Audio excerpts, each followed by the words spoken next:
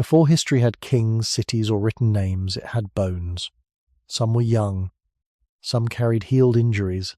Some show that survival was not a single event, but a long, quiet negotiation with cold, hunger, infection, birth, distance, and time. The strange thought is this: old age may not have been missing because the human body was weaker, but because life itself rarely allowed weakness to last. If becoming old is one of humanity's greatest victories, what did we lose before that victory became common, and why did 90% of human history have no old age? Only survival. For most people alive today, old age feels like something waiting quietly at the far end of life. It may be feared, delayed, softened, or hidden, but it is usually imagined as a normal destination. A person grows, works, raises children, slows down, and gradually becomes old. This feels so ordinary that it is easy to forget how unusual it is in the wider story of our species. For most of human history, long before hospitals, warm houses, stored food, clean water, dentistry, antibiotics, and formal care systems, the body did not move toward old age through a protected corridor. It moved through cold nights, uncertain meals, untreated wounds, childbirth, infection, broken bones, worn teeth, long walking, and seasons that did not pause for weakness. The question is not whether any early humans ever became old. Some almost certainly did. Archaeological remains show individuals who lived long enough to carry healed injuries, worn joints, damaged teeth, and signs of survival beyond immediate physical ease. The deeper question is why old age was not a broad, expected stage of life for most people across most of the human past. A grey head, a slow step, or a weakened hand could exist, but those signs appeared inside a world where the margin between living and not living was much narrower than it is for many people today. To understand this, it helps to begin not with a calendar but with the environment that shaped the first human lives. Our ancestors did not begin in comfort. They began as animals with unusually dependent children, upright bodies, social minds, and a need to cooperate across long stretches of time. The human body became what it is, under pressure. Pressure to find food, to share, to remember places, to endure heat and cold, to carry infants, to heal without modern treatment, and to keep moving when the land itself gave no guarantee. In that beginning, survival was not a dramatic exception. It was the ordinary condition of being alive. Every year added to a human life had to pass through the body, through the group, and through the landscape. Today, a person can become frail and still be protected by rooms, medicine, stored calories, soft food, glasses, surgery, and people whose daily work is to care. In deep human time, weakness did not always have that kind of shelter around it. A tooth that failed could change what a person could eat. A leg injury could change how far they could move. A fever could become dangerous without anyone knowing its cause. A birth could risk 2 lives at once. A winter, a drought, a failed migration path, or a conflict over resources could erase the small reserves that make slow aging possible. This is why old age must be seen not only as a biological process, but as a historical achievement. The body can age by itself, but a society must make room for aging to continue. It must protect those who are slower, less strong, less able to recover, and more dependent on others. In the earliest human world, such protection may have existed in meaningful ways, because cooperation is one of the central features of being human. But cooperation had limits when food was scarce, knowledge was local, and danger was physical. The beginning of humanity was not a clean line where people simply lived fast and died young. It was a long, uneven struggle in which some individuals survived into later life, while many others were stopped earlier by risks that modern people often never meet directly. That is the first quiet shock inside the title. Old age did not vanish because humans lacked the ability to age. It remained rare because the world around the human body often took away the time, safety, and support that aging requires. When we look back across most of human history, we are not looking at a world without love, memory, or care. We are looking at a world where care had to stand against hunger, infection, injury, weather, and chance.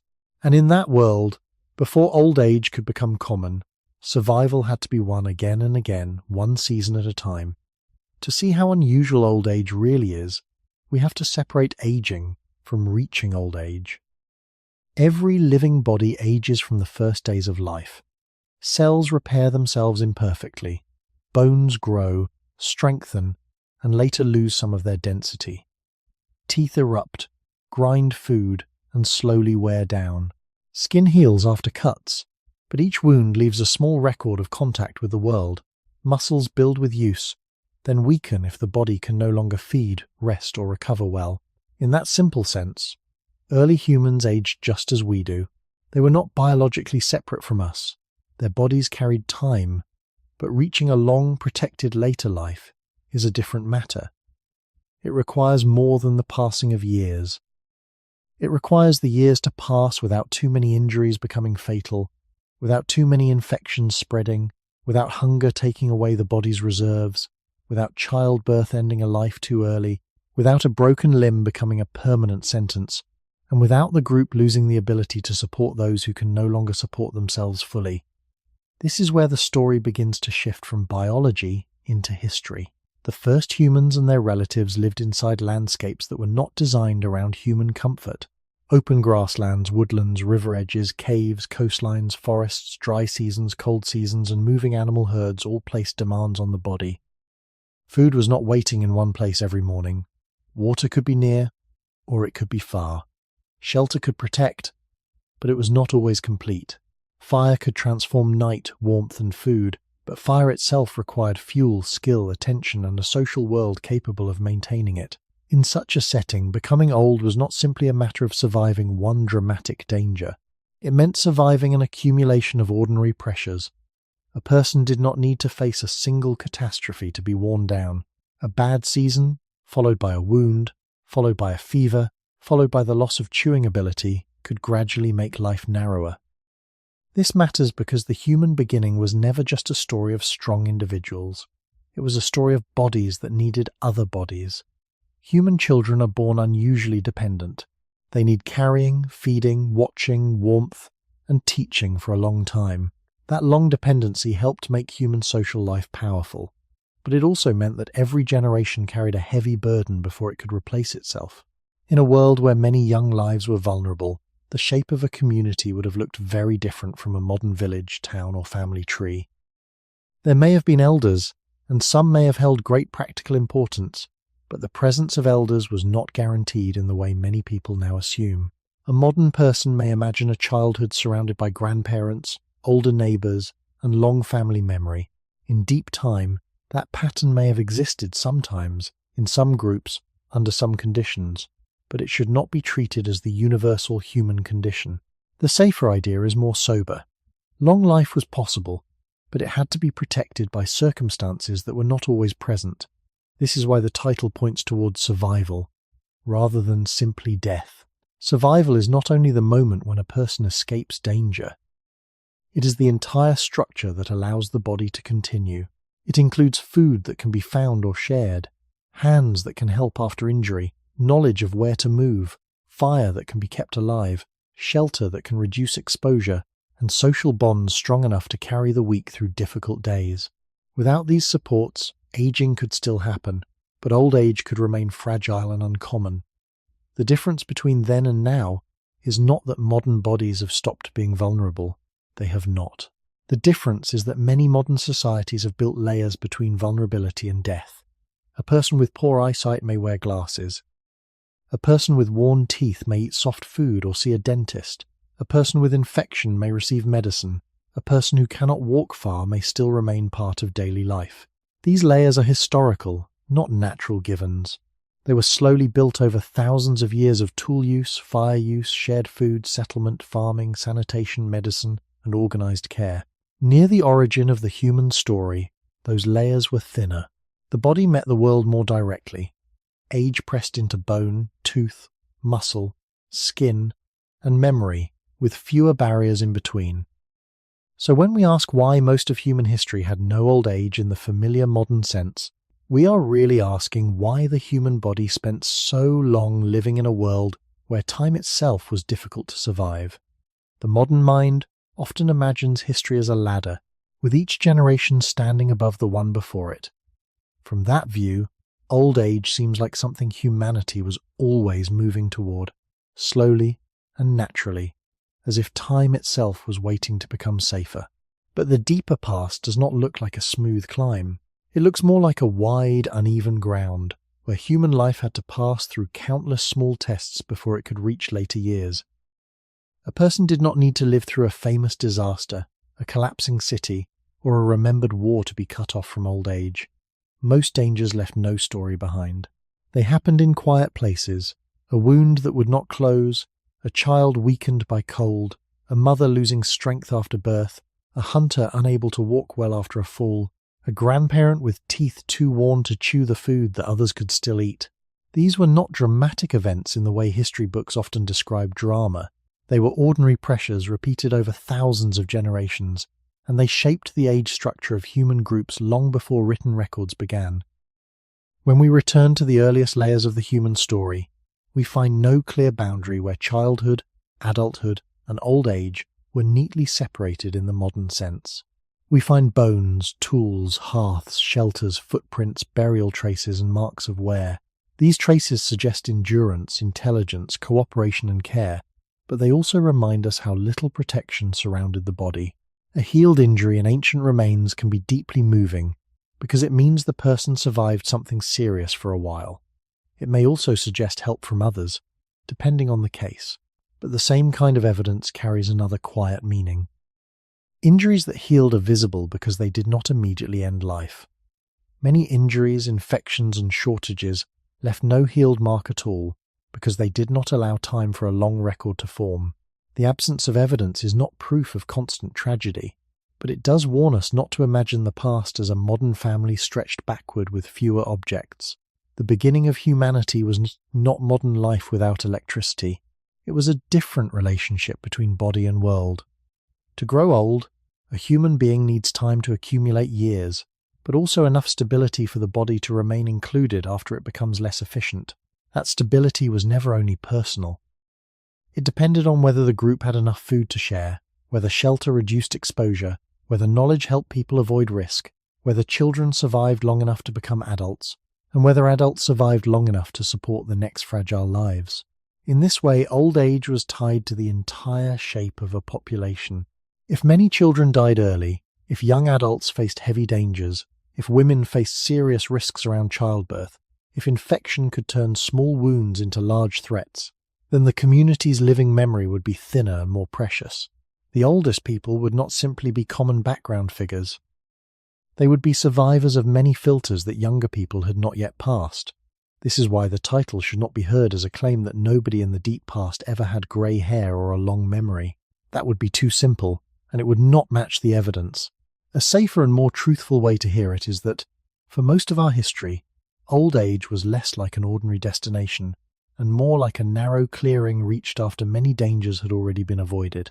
The human body had the capacity to live beyond reproduction, to carry memory, to teach, to help with children, and to remain socially meaningful after peak strength had passed. But capacity is not the same as guarantee.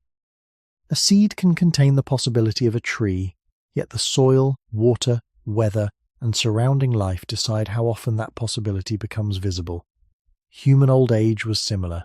Biology opened the door, but environment, food, illness, injury, and social care decided how many could walk through it.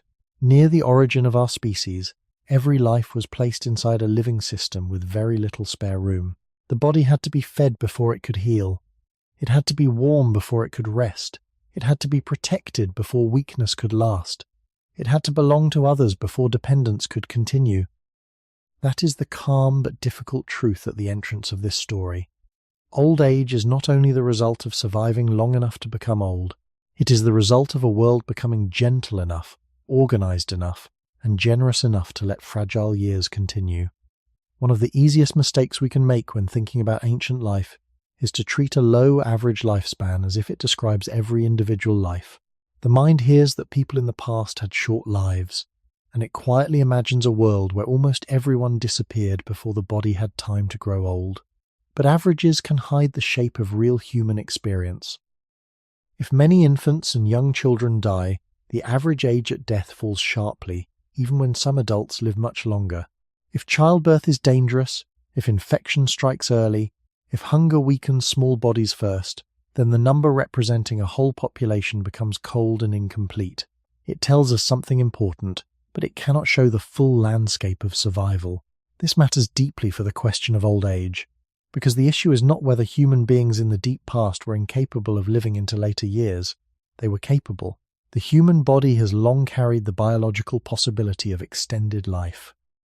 The more careful question is how often that possibility could survive the earliest and most dangerous gates of life. In many past communities, the first years may have been the narrowest passage of all. A child had to pass through birth, nursing, weaning, cold, disease, injury, and constant dependence before reaching the years when strength and skill became more stable. When many lives are lost near the beginning, a community can look young even if some of its adults live for a long time. This is the trap, hidden inside the word average. It can flatten many different lives into one figure, while the real picture remains uneven. Some lives ended before memory could form. Some reached adulthood and carried the group forward. Some lasted long enough to become living stores of experience. Near the origin of the human story, this unevenness was not a small detail. It was part of the structure of life itself. Human beings were born unusually helpless compared with many other animals. A newborn could not run, feed itself, keep itself warm, or survive alone. Childhood stretched across years, asking for protection, milk, food, watching, teaching, and patience. This long dependence later became one of humanity's great strengths, because it allowed learning, cooperation, memory, and culture to deepen. But it also made early life costly and fragile. Every child represented energy from others. Every mother, father, sibling, elder, or nearby adult who helped keep that child alive became part of that child's chance of reaching adulthood. In such a world, old age depended first on young age being survived. A person could not become old unless they had already passed through the dangerous beginning. So a low average lifespan in the past should never be read as a simple sentence saying that adults normally collapsed at one young age. It should be read as a sign that life was heavily filtered. The filters were biological, environmental, and social. A hard winter could strike children first. Unsafe water could weaken the already weak. The death of a mother could endanger a nursing child. A shortage of food could slow growth and make recovery harder. A small infection could become serious without modern treatment. These pressures did not affect every group in the same way. Climate, diet, movement, shelter, group size, and social support all mattered. But across deep human time, the careful lesson remained steady. Old age was not absent because no one ever reached it. It was limited because so many lives had to cross so many earlier thresholds first. The archaeological record also asks for humility. Bones do not preserve every life equally. Infant remains may be fragile. Burial customs varied. Adult ages at death are often difficult to estimate precisely, especially in later adulthood. Evidence can suggest broad patterns, but it rarely allows perfect certainty. That uncertainty is not a weakness in the story. It is part of being truthful. We are looking across a vast stretch of human time through incomplete traces. Those traces do not show a past with no elders at all. They show a species whose children needed long care, whose adults carried the burden of protection, and whose older people, when they appeared, had already passed through many gates that others never crossed. To understand why most of human history had no old age in the familiar modern sense, we must first see how many lives were shaped before old age could even begin. Averages become more misleading when we forget that a human population is not a single life stretched across time. It is many lives beginning, ending, overlapping, and replacing one another. Imagine a small community in the deep past, not as a fixed picture, but as a living pattern of infants, children, young adults, experienced adults, and a few older people if conditions allowed. If several babies died before their first years were complete, the average age at death would fall sharply. If a few adults live for many decades, the average would still remain low because the youngest deaths carry enormous weight.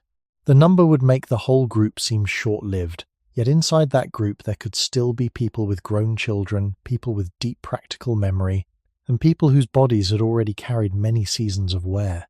This is why the question of old age has to be handled carefully. A low average does not mean every adult life was brief.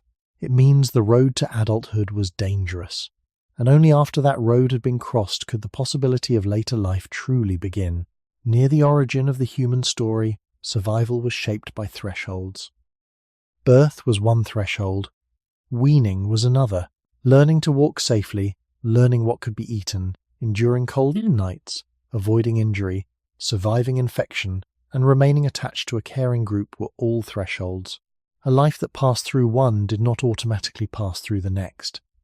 The modern mind often sees age as a smooth line, with birthdays arriving one after another, but for much of human existence, age may be better imagined as a series of gates. Some gates were biological, because a small body has fewer reserves than an adult body. Some were environmental, because weather, food, water, and disease did not arrive evenly. Some were social, because human children needed protection from others for a long time. This long childhood is one of the most important facts about our species. It gave humans time to learn tools, language, movement, memory, and social rules. It also meant that the beginning of life was never private. A child's survival depended on the strength of a network. When that network held, a fragile life could continue. When it broke, the child became far more exposed. In this sense, old age began long before grey hair. It began with whether enough children survived to become adults, and whether enough adults survived to support the next children. The structure of generations mattered. If many lives ended early, the population would carry fewer older voices. If more children survived and more adults avoided injury, hunger, and disease, older people could become more visible within the group. This is not only a question of bones, it is a question of time inside a community. An older person is not simply a body with many years behind it. An older person represents a long chain of avoided dangers. Infancy survived, childhood survived, illness survived, hunger survived, accidents survived, social loss survived, and many seasons endured. That chain was harder to complete when there were fewer buffers between the human body and the world. In early human life, a bad year could affect the whole age structure of a group. Children might be born weaker if food had been scarce. Mothers might have less energy for nursing. Adults might have to travel farther. Injuries might become more likely when people were tired, hungry, or moving through difficult terrain. Older bodies with less reserve could become vulnerable when food or mobility declined. None of this means the past was only misery. It means that life was balanced on smaller margins. Care, knowledge, and cooperation existed, and they mattered deeply. Without them, human beings would not have become the species they became. But care did not erase cold, infection, blood loss, tooth wear, or famine. Knowledge could reduce danger, but not remove it. Cooperation could carry weakness, but only when the group itself had enough strength left to carry. That is why old age in most of human history was not impossible, but conditional. It depended on a long sequence of survivals that began before a person could even remember being alive. The average lifespan hides that sequence. It turns many unequal lives into one cold figure. To understand the title more truthfully, we have to look behind the number and see the gates beneath it. The first breath, the first winter, the first illness, the first hunger, the first wound, the first years of dependence, and only after all of them, the distant possibility of becoming old. The average can tell us that life was hard, but it cannot tell us where hardship gathered. It cannot show the small body that did not survive the first cold season, the young mother facing birth without modern medicine, the adult who lived through many years but carried an injury that slowly changed the rest of life, or the older person whose presence depended on a rare chain of protection. A number can point toward danger, but it cannot show the shape of danger. This is why the story of old age in human history must stay close to the body, the group, and the land. Near the beginning of the human path, life was not measured by records written on paper. It was measured in seasons crossed, wounds healed, children carried, food found, and distances walked. A person who reached later life had not simply waited for time to pass. That person had passed through many earlier chances to be lost. The first danger was often not old age itself, but the long distance between birth and adulthood. Human infants were fragile and human childhood was long. This was one of the great evolutionary differences of our species. A young human needed years of feeding, watching, teaching, and protection before becoming fully useful to the group. That long childhood helped create human culture, but it also made survival deeply dependent on others. If food became scarce, children were among the first to feel it.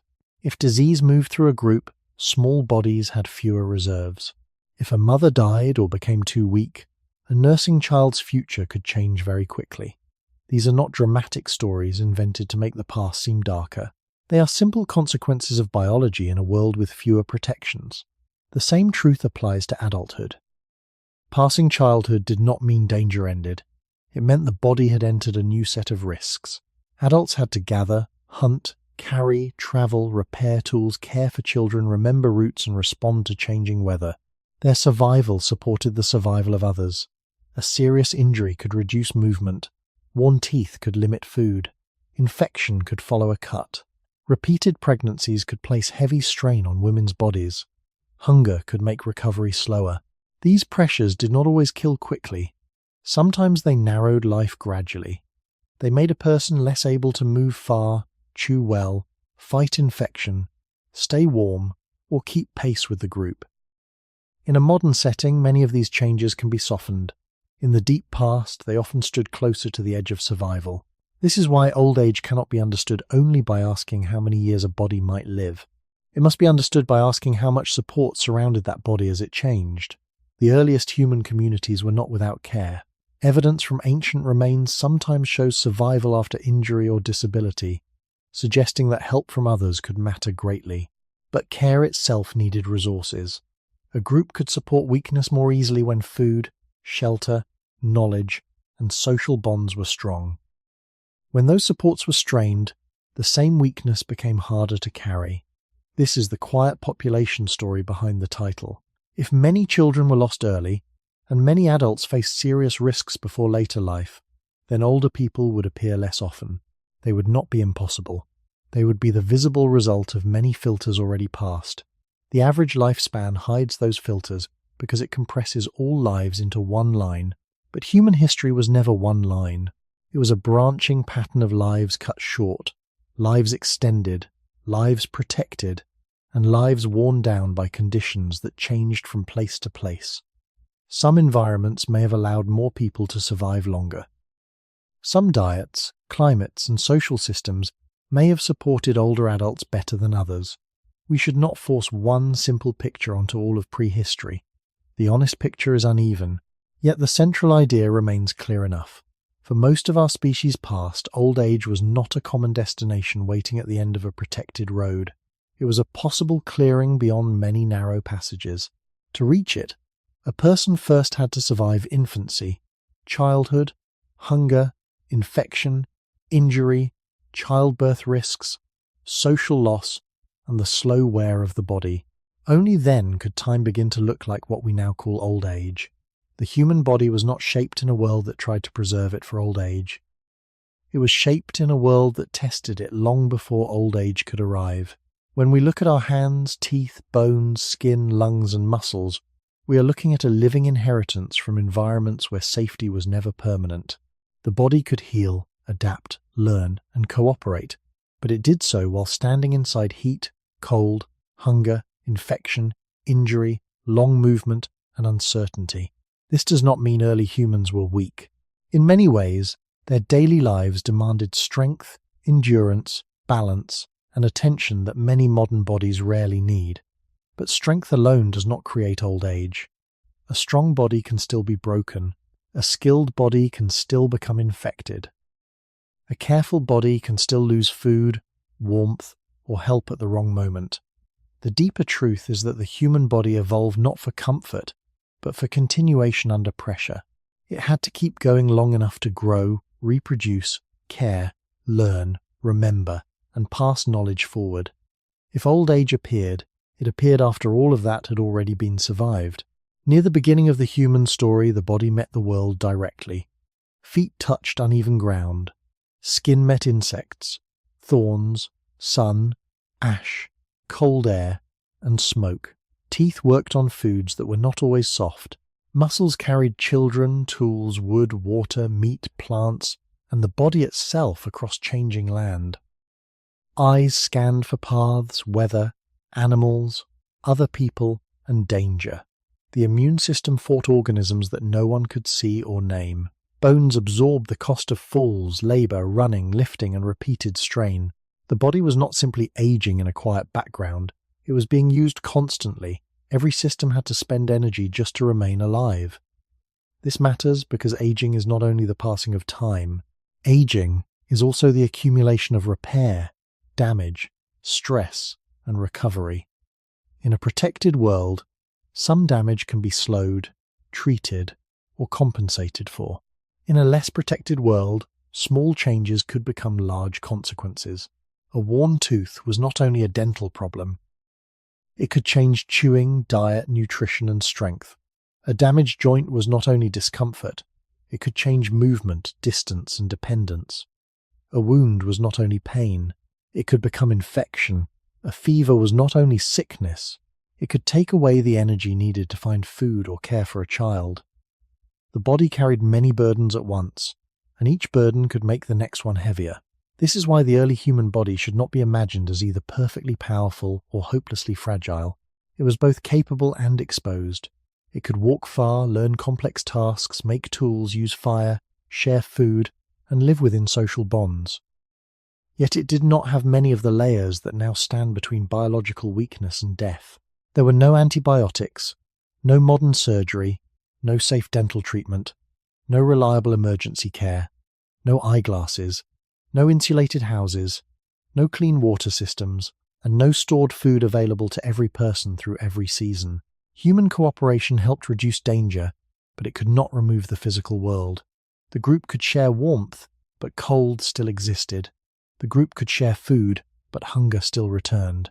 The group could protect the injured, but the injured body still needed time, calories, and luck to heal. This is where the origin of human life becomes directly tied to the question of old age. Our species became human through social dependence, long childhood, tool use, memory, and cooperation. These were powerful advantages, but they did not create a world free from damage. They created a way to survive damage more often than a lone animal might. Old age, then, was not simply the reward for having a body that could last. It was the result of a body lasting inside a network strong enough to keep supporting it as it lost speed, strength, teeth, balance, or resistance. In much of deep history, that network existed, but it was under constant pressure. The body was asked to do many things before it was allowed to decline slowly. It had to endure the land, the weather, the microbes, the births, the injuries, the shortages, and the long work of keeping others alive.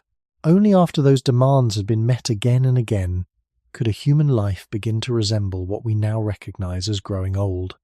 A body can survive many kinds of pressure when it is young, fed, rested, and supported. But the ancient body often had to survive without those conditions arriving together. This is one of the quiet differences between simply being strong and being able to grow old. Strength can help a person climb, carry, dig, walk, lift, throw, gather, and endure. Yet old age asks for something deeper than strength. It asks for repair. It asks for reserve. It asks for the body to recover after strain, again and again, without one injury or illness becoming the point where life begins to narrow beyond return. In the early human world, repair was always expensive. A wound needed energy. A fever needed water, rest, and protection. A broken bone needed time away from full movement. A pregnancy needed food and safety. A nursing child needed calories from another body. A worn joint needed slower movement, but the land did not always become slower with it. The body could not heal outside the conditions that allowed healing. Near the origin of our species, those conditions were never guaranteed.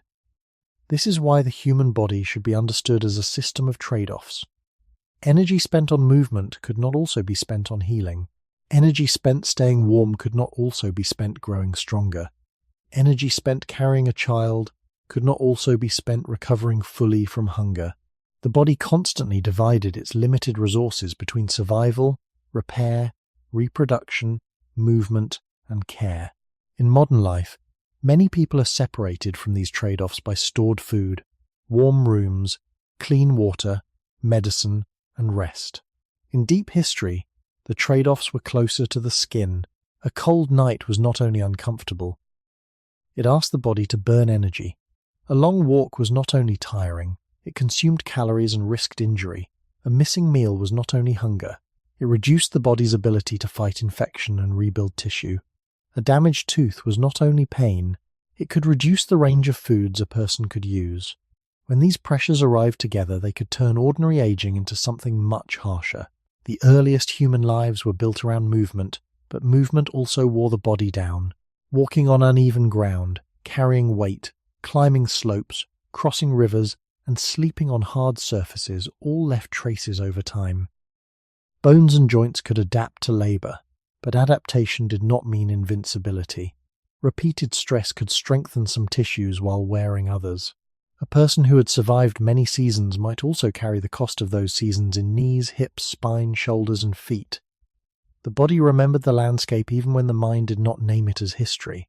Each step across stone, mud, grass, snow, or dry earth belonged to the long beginning of human life, where survival depended on staying mobile. When mobility declined, the whole relationship between person and world changed. Food became farther away. Shelter became harder to reach. Escape became slower. Work became more dependent on others. This does not mean older people had no place in early communities.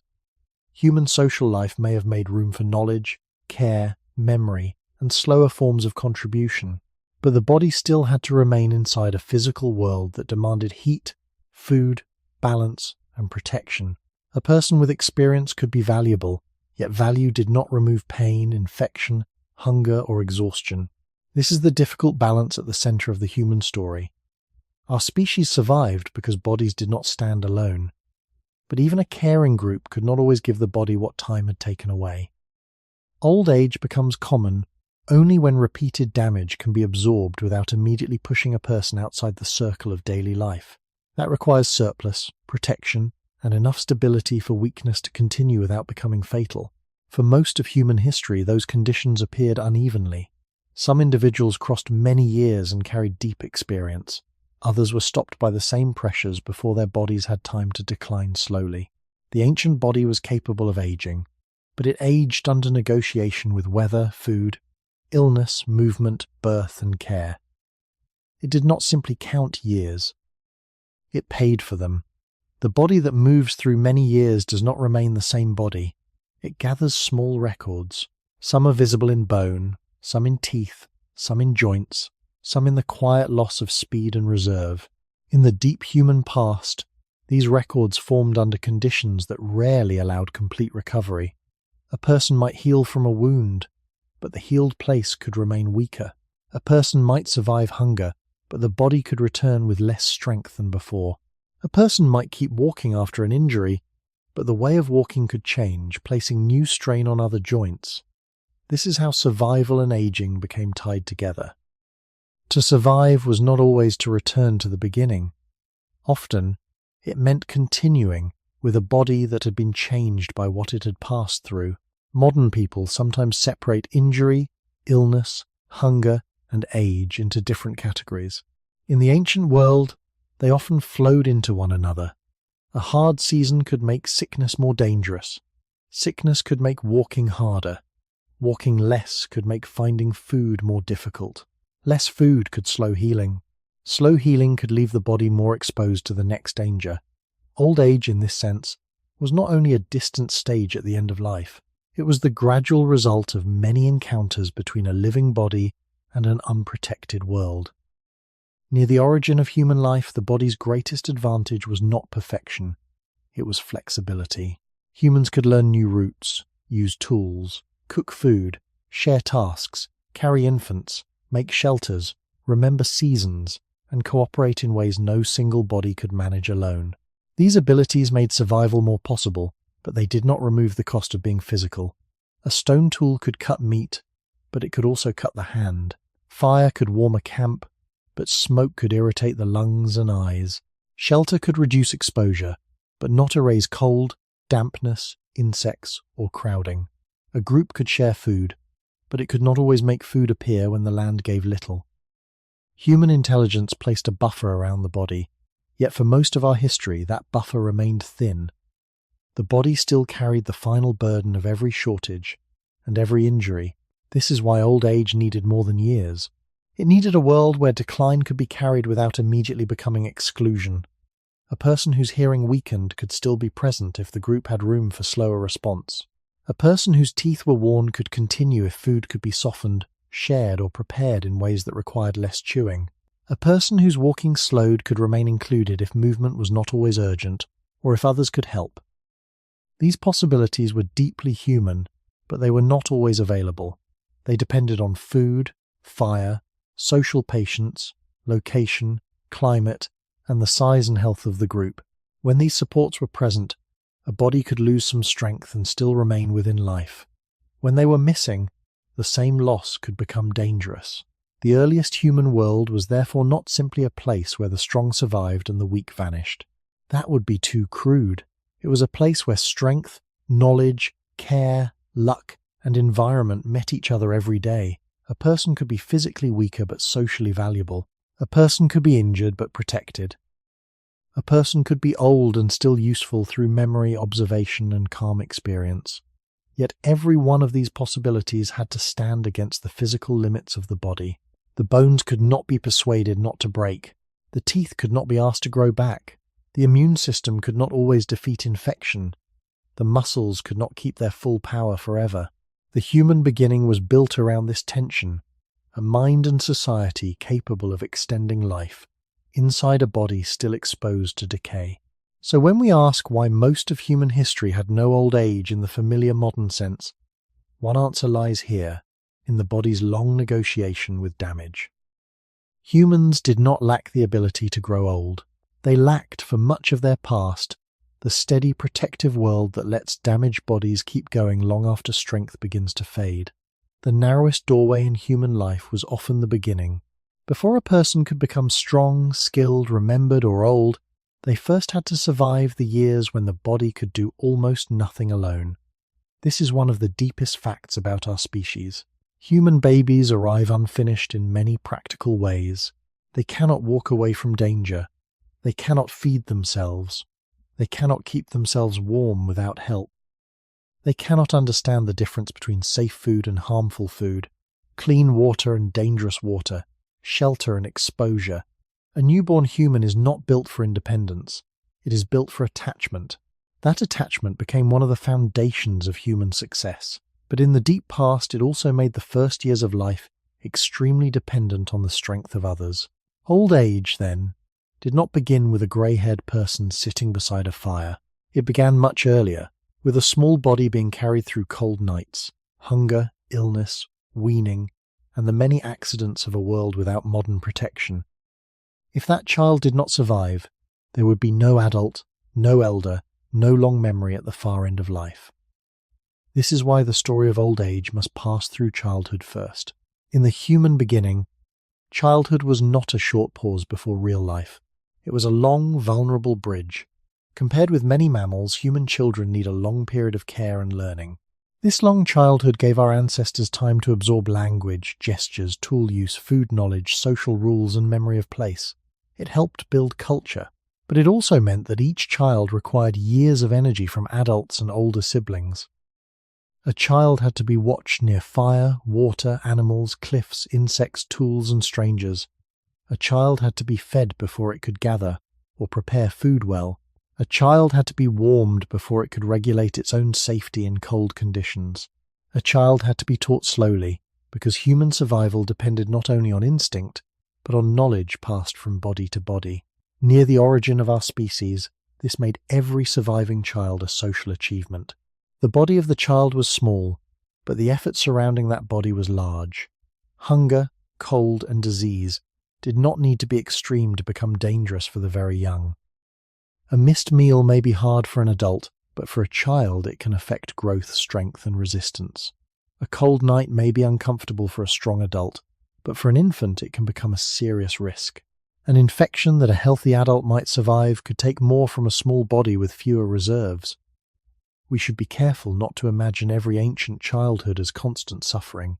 Human parents and groups cared, protected, adapted, and learned. They used warmth, milk, touch, carrying, shared food, shelters, and social attention. Without such care, human beings could not have become human in the way we know, but care operated inside real limits. It had to work with available food, available shelter, available health, and available time. If the group was moving, a child had to be carried. If food was scarce, a mother's body and a child's body were both affected. If an adult caregiver died, became ill, or was injured, the child's future could change. In this way, the first years of life were tied to the entire condition of the group. Childhood also shaped the structure of generations. A community with many children but fewer surviving older people would feel very different from the modern world, where grandparents are often expected to be present for decades. In deep human time, older people could exist and could matter greatly, but the path toward becoming one passed through a fragile childhood first. The beginning of life filtered the future before the future had a chance to appear. Every elder had once been a child who survived dependence. Every long memory began as a body that had to be fed, held, warmed, protected, and taught. When we ask why so much of human history had less old age than we expect today, we are also asking why so many lives had to cross such a narrow bridge before age could even begin to accumulate. The first gate of old age was not the weakness of later years. It was the vulnerability of the first ones. A long childhood does not only make a child vulnerable, it also changes the entire shape of a human group. In many animals, the young become independent quickly enough that the burden on adults is brief. In humans, dependence stretches across years. A child must be carried before walking well, watched before judging danger, fed before finding enough food, and taught before using the knowledge that survival requires. This long dependence is one of the reasons human beings became so deeply social. No child could become fully human alone. Language, tool use, food knowledge, fire use, routes through land, signs of weather, safe plants, dangerous animals, and the habits of a group all had to be learned slowly. But the same long learning period also meant that every generation began with a heavy cost. Before a community could have many older people, it first had to keep many dependent children alive for many years. That was not a small task in the world where our species began. A child's body is not simply a smaller adult body. It has different needs, fewer reserves, and less ability to protect itself. Heat and cold reach it quickly. Hunger can change its strength and growth. Infection can move through it with less resistance. A fall, a burn, a bite, a wound, or contaminated food can matter more because the child cannot understand danger in advance. In the deep human past, these risks were not separate from daily life. They existed beside the fire, near water, along walking paths, around sharp tools, inside shelters, and in the changing weather. To survive childhood, a young human needed a living shield made of people. That shield could include a mother, father, siblings, relatives, and other members of the group. It could include older people too, when they were present and strong enough to help. In this way, the young and the old were connected long before modern family words were written down. The child needed care, and the older person could sometimes provide memory, watching, food preparation, or calm experience. Yet that connection depended on survival at both ends. If too few children survived, the future shrank. If too few adults survived long enough, the chain of care became thinner. The origin of humanity was built around this fragile exchange between generations. One generation had to carry the next before the next could carry anything at all. This is why old age cannot be separated from infant survival.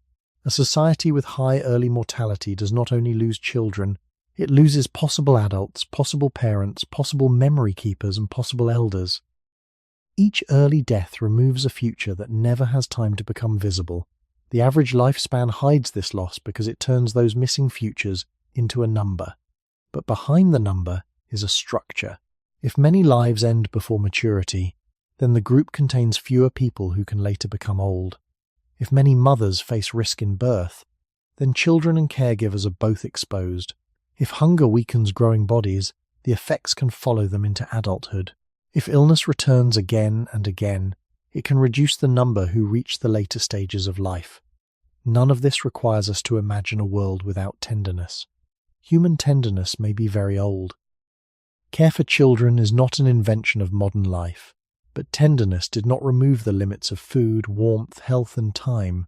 A loving group still had to find enough calories. A careful mother still needed strength. A watchful adult still needed sleep. A child who was held close still lived in a world of microbes, weather, injury, and uncertainty. The beginning of human life was therefore both protected and exposed. Protected by social bonds, exposed by material limits. That tension shaped the path toward old age. For old age to become common, childhood had to become more survivable, not just once, but across many generations. More children had to cross the bridge into adulthood. More adults had to remain alive long enough to support the next children.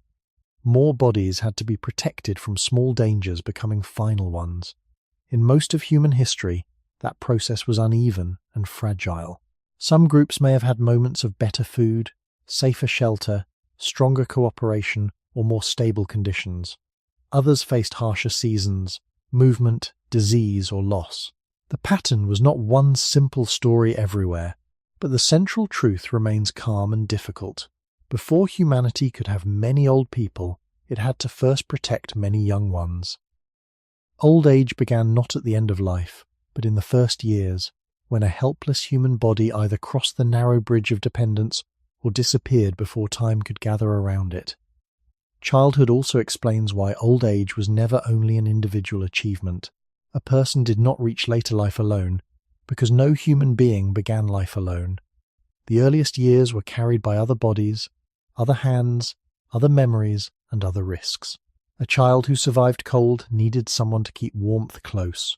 A child who survived hunger needed someone to find, chew, soften, share, or provide food. A child who survived danger needed someone to notice what the child could not yet understand. In this sense, every adult body was already a record of past care. Every person who lived long enough to become strong had once been weak in a way that only a social species could protect. This is one of the quiet foundations of human history. Our species did not begin with isolated individuals trying to endure the world alone. It began with dependence woven into survival. But dependence, by itself, was not enough. It needed conditions that allowed care to continue. A mother could care only while her own body had strength.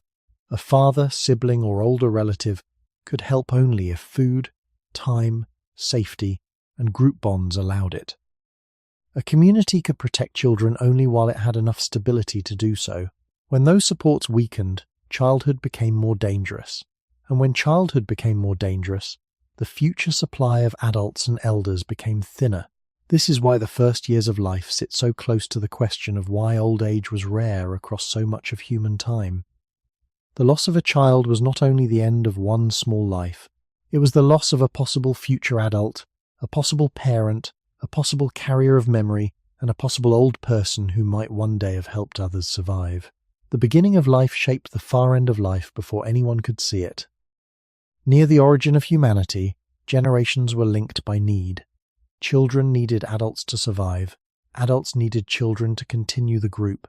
Older people, when present, may have helped with knowledge, watching, food preparation, or social memory. But this chain had many weak points. If too many infants died, the group's future narrowed. If too many mothers died or were weakened, the next generation became more fragile. If disease or hunger struck the young repeatedly, fewer people reached the age where they could carry others. If injury or hard labor removed adults early, fewer people remained to protect children long enough for them to mature. Old age, therefore, depended on a whole chain of survival, not just on one body lasting many years. A modern society often hides this chain. Food appears from systems most people do not see. Medicine interrupts infections that once could have spread quietly. Warm rooms protect infants through nights that would once have demanded constant attention. Clean water reduces dangers that shaped many past lives. When these layers exist, more children live, more adults remain, and more people reach older ages. But in most of human history, the chain was closer to the ground. It passed through milk, fire, shelter, touch, shared food, and watchful eyes. It passed through seasons when the group itself might have been tired, hungry, moving, or sick. That does not make early people less caring. It makes their care more visible because it had to work without the thick protections that later societies built. To understand the title, we have to see old age not as something waiting automatically at the end of life, but as something assembled from every earlier survival. First, a child had to live. Then, the child had to grow. Then the adult had to avoid injury, illness, hunger, and social collapse long enough to carry others. Only after many such passages could a person become one of the older bodies in the group. In that older body, time did not simply accumulate. It carried the memory of being protected when protection was uncertain. It carried the hidden work of others. It carried the evidence that, against many pressures, a fragile beginning had become a long life. This is the deeper meaning of childhood in the story of old age. The human path to later life did not start with strength. It started with helplessness, and with the uncertain ability of a group to keep helplessness alive long enough for it to become memory. Before old age becomes an idea, it becomes a problem inside the body. It appears first in the parts that meet the world every day, the teeth that break food, the bones that carry weight, the joints that bend under repetition, and the feet that keep a person connected to water, shelter, fire, and food. In modern life, a failing tooth, a stiff knee, or a painful back may be treated, supported, or worked around. A person can eat soft meals, rest indoors, use tools designed for comfort, receive dental care, or remain included in life without walking far. But for most of human history, these ordinary changes carried heavier consequences. A tooth was not only a tooth, it was part of the path between the land and the body's energy. A leg was not only a leg. It was the distance a person could travel, the weight they could carry, the speed with which they could return, and the ability to remain with others when the group moved. A spine, a hip, a shoulder, or a foot was not just anatomy. It was survival translated into bone and movement. Near the beginning of the human story, food was not always soft, clean, predictable, or prepared in the same way. Cooking and tool use changed the human diet deeply, but they did not erase wear. Teeth still had to grind, tear, crush, and endure small particles from plants, grit, ash, stone-ground material, or tough foods depending on place and period. Over time, teeth could wear down, crack, become infected, or be lost. In a world without modern dentistry, this could change more than appearance. It could change what a person could eat, how well they could chew, how much pain they carried, and how much nourishment they could draw from available food. For a strong adult, this might be difficult. For an older body already carrying less reserve, it could become part of a larger narrowing. Eating less well could weaken the body. Weakness could reduce movement. Reduced movement could increase dependence. Dependence could be carried by a group, but only if the group had enough food, time, and stability to carry it. This is how one small part of the body could influence the possibility of old age. Bones tell a similar story. They are strong, but they are not beyond consequence. A healed fracture in ancient remains can suggest survival after serious injury, and sometimes it may suggest that others helped the injured person through the hardest period. Such evidence is important because it reminds us that care is not new. Human beings have likely supported one another for a very long time, but a healed bone also reminds us that injury was expensive. Healing required calories, rest, protection, and time. A broken leg, damaged arm, or injured foot could make gathering, hunting, carrying, climbing, or moving with the group much harder. Even after healing, the body might not return exactly to its earlier state. A changed walk could place stress on the other leg. A damaged shoulder could limit carrying.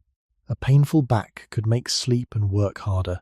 In the deep past, where the body met the ground directly and movement remained central to survival, these changes mattered. This does not mean everyone who was injured was abandoned or doomed. That would be too simple and too harsh. It means that injury and age were connected through the body's ability to keep participating in daily life. The question of old age was not only how long the heart could beat, it was whether teeth could still bring energy in, whether legs could still carry the body outward, whether hands could still help, whether pain could be endured, and whether others could make room for slower movement. For most of human history, the path to old age passed through the mouth, the bones, and the feet, because these were the places where time touched survival most directly. A worn tooth can seem small when seen from the comfort of the present. It is easy to imagine it as a private pain, something annoying but separate from the rest of life.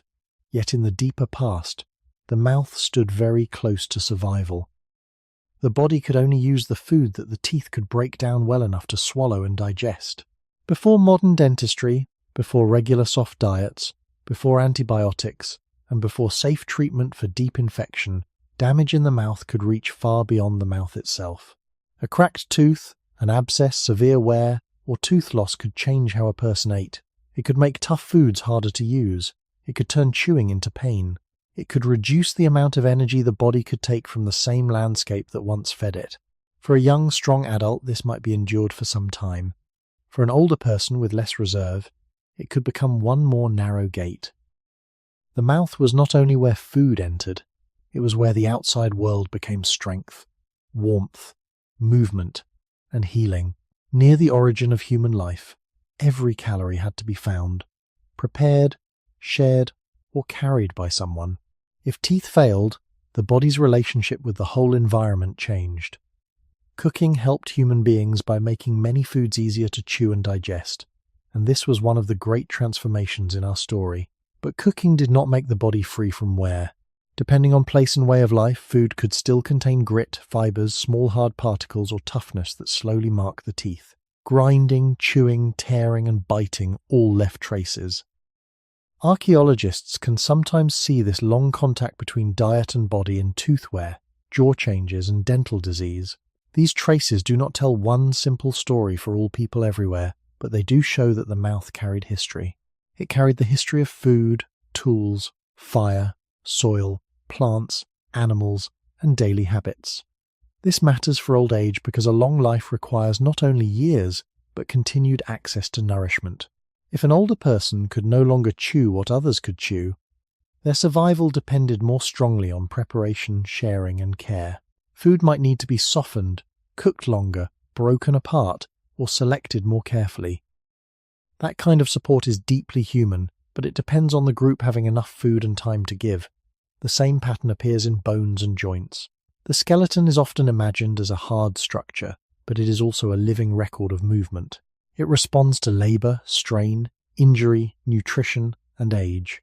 In a life built around walking, carrying, bending, lifting, squatting, climbing, and sleeping close to the ground, the joints could become places where time gathered slowly. Knees, hips, ankles, shoulders, hands, and the spine all help translate intention into action. When these parts worked well, the person could remain connected to the daily tasks of the group.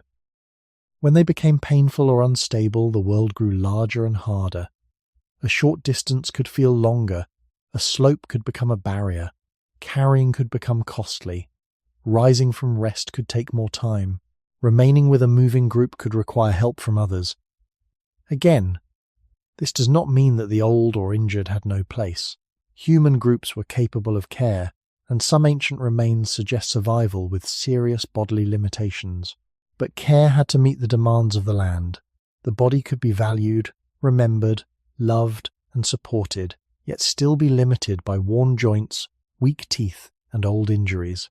Old age, then, was shaped by very ordinary anatomy. Not by one dramatic failure, but by the slow narrowing of what the body could do without help.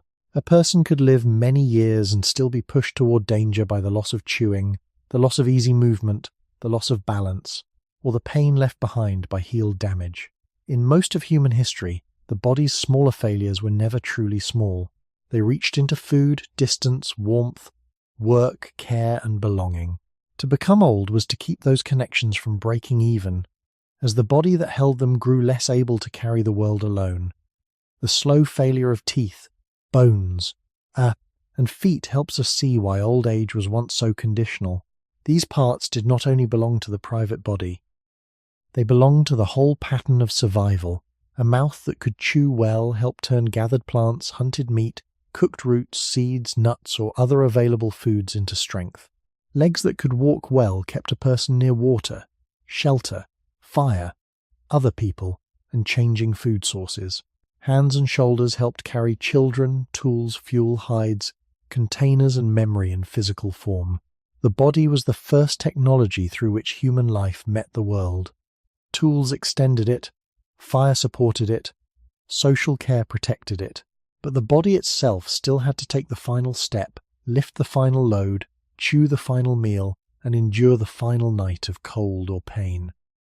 Near the origin of human life, these small bodily capacities were never separate from the larger story of whether a person could keep living into later years. When teeth wore down, the problem was not only the loss of comfort. It was a change in the doorway through which energy entered the body. When joints stiffened, the problem was not only movement becoming unpleasant, it was a change in the distance between the person and the resources that sustained life. When bones healed badly, or when an old injury changed balance, the problem was not only the injury itself, it was the new dependence created by that injury. Dependence could be carried by others, and this is one of the most important truths about human beings. We are not a species that survived only by individual strength. We survived by sharing burdens. Yet burdens become easier or harder to share depending on the world around the group. If food was plentiful, if weather was mild, if shelter was stable, if the group was healthy, then a slower person could be protected more easily. If food was scarce, if people had to move often, if illness or conflict weakened the group, then the same slower body became harder to support. This does not mean people in the past lacked compassion. It means compassion had to work inside material limits. A group could care, but care still needed calories. Care still needed time. Care still needed someone strong enough to gather, prepare, carry, and protect. This is why old age in deep history was not simply a matter of reaching a certain birthday. It was a relationship between a changing body and a changing social world. The body asked for more help as it aged, but the group answered as much as it could. Sometimes the answer may have been enough. Sometimes it may not have been. Archaeological traces of healed injuries, worn teeth, joint disease, and long survival with bodily damage remind us that some people did continue after serious physical change. They also remind us not to romanticize that survival. A healed fracture is evidence of endurance, but also evidence that the body had once been close to danger. Worn teeth are evidence of long use, but also of a mouth that may have become less able to serve the body. Joint wear is evidence of movement through time, but also of time becoming harder to move through. These traces are quiet. They do not speak in complete stories.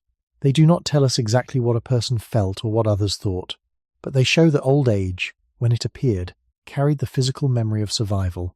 The oldest bodies were not untouched bodies. They were bodies that had absorbed years of work, food, cold, injury, healing, carrying, chewing, walking, and waiting.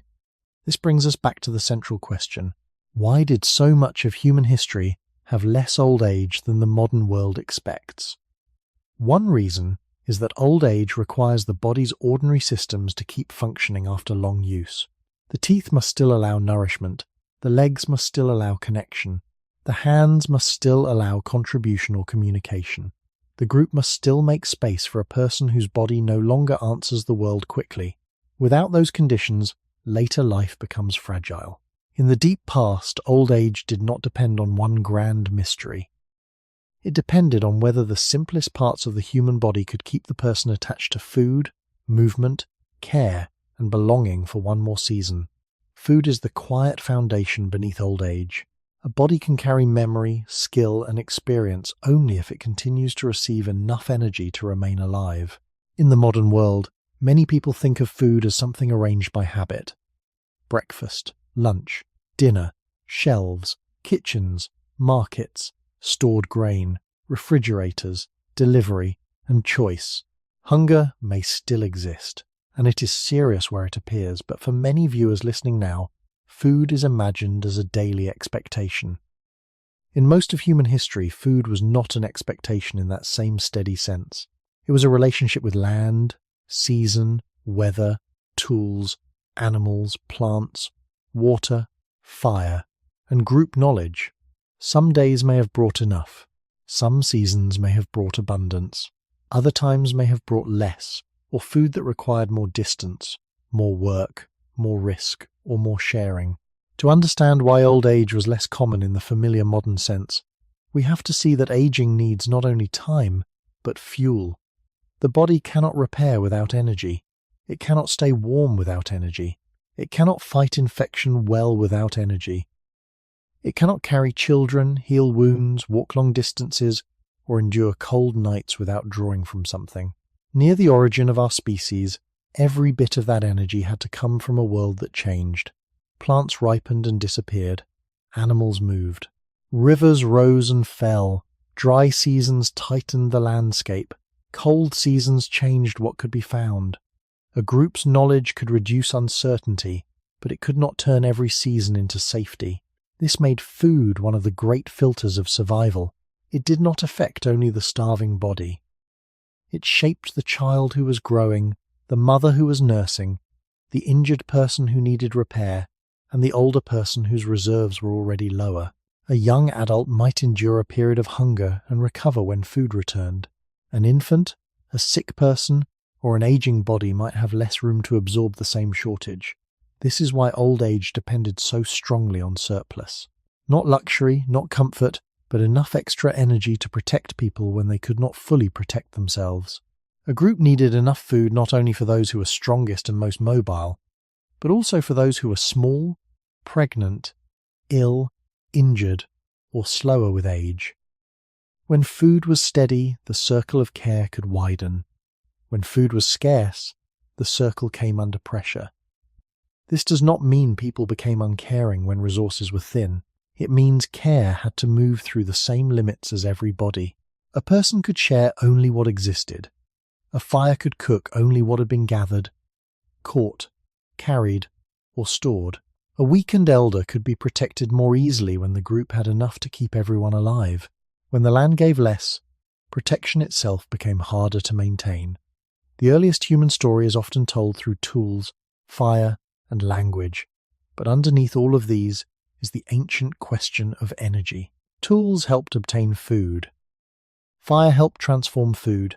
Language and memory helped guide people toward food. Cooperation helped distribute food. These abilities are part of what made humans human, yet none of them removed the basic uncertainty of living before large-scale agriculture, modern storage, sanitation, transport, and medical systems. The body still had to pass through each season. If food was too little for too long, the consequences could travel through the whole life course. A child might grow with less strength. An adult might heal more slowly. A nursing mother might struggle to support both herself and her child. An injured person might lose the chance to recover fully. An older person might become more dependent exactly when the group had less to give. In this way, hunger was not only an empty stomach, it was a force that shaped who reached adulthood, who recovered from damage, who could continue moving, and who had enough reserve to become old. The question of old age is therefore also a question of how often a human group could keep energy flowing toward bodies that were not at their strongest. For most of human history, that flow was uneven. It rose and fell with seasons, climate, migration, knowledge, luck, and social bonds.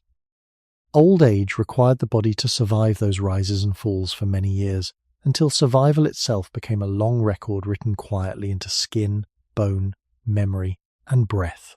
Energy does not only decide whether a person feels hungry, it decides what the body can afford to do. A well-fed body can warm itself, move, repair tissue, fight infection, carry a child, nurse an infant, and recover after strain.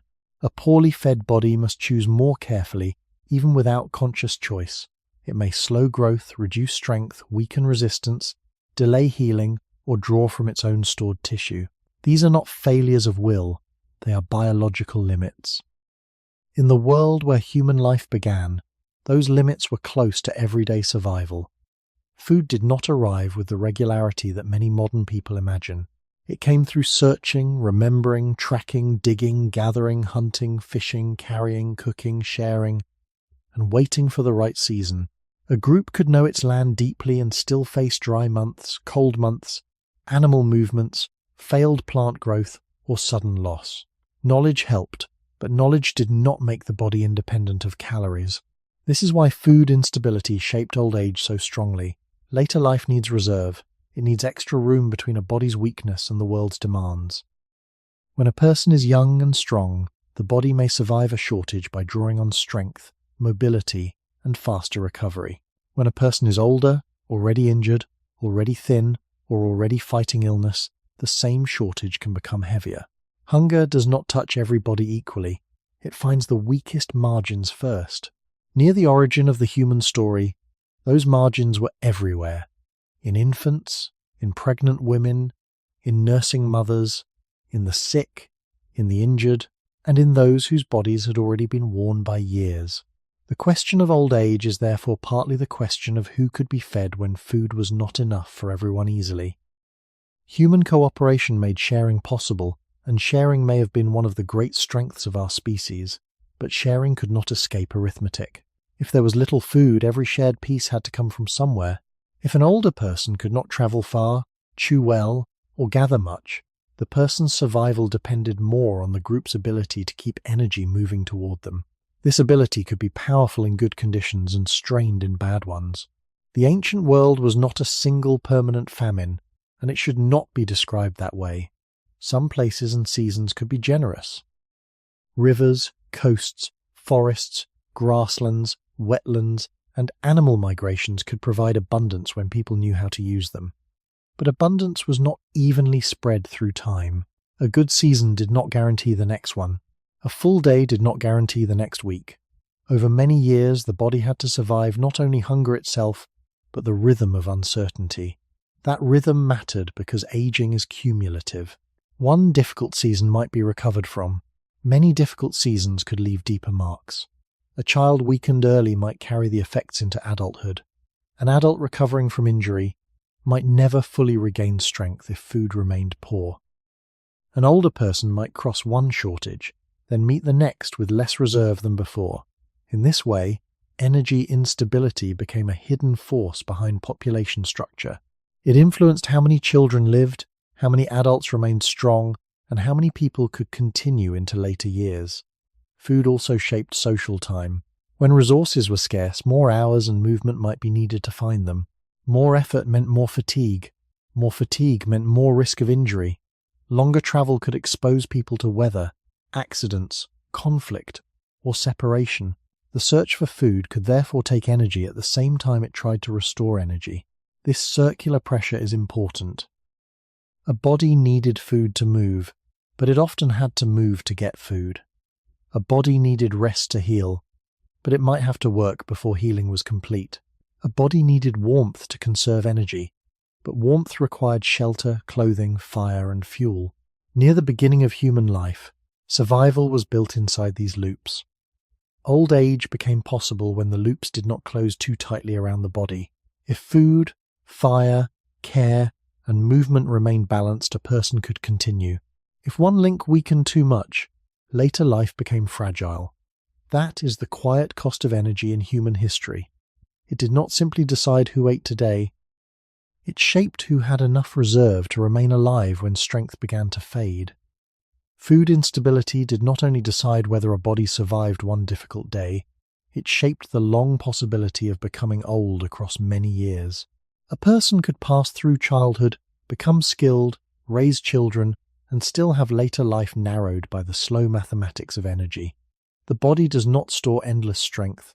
It spends what it has on movement, warmth, repair, immunity, reproduction, and care. When food is reliable, those costs can be paid more easily. When food rises and falls with season, weather, migration, drought, cold, or accident, the body must live closer to its limits. Near the origin of human life, this closeness to the limit was not unusual. It was part of the background of existence.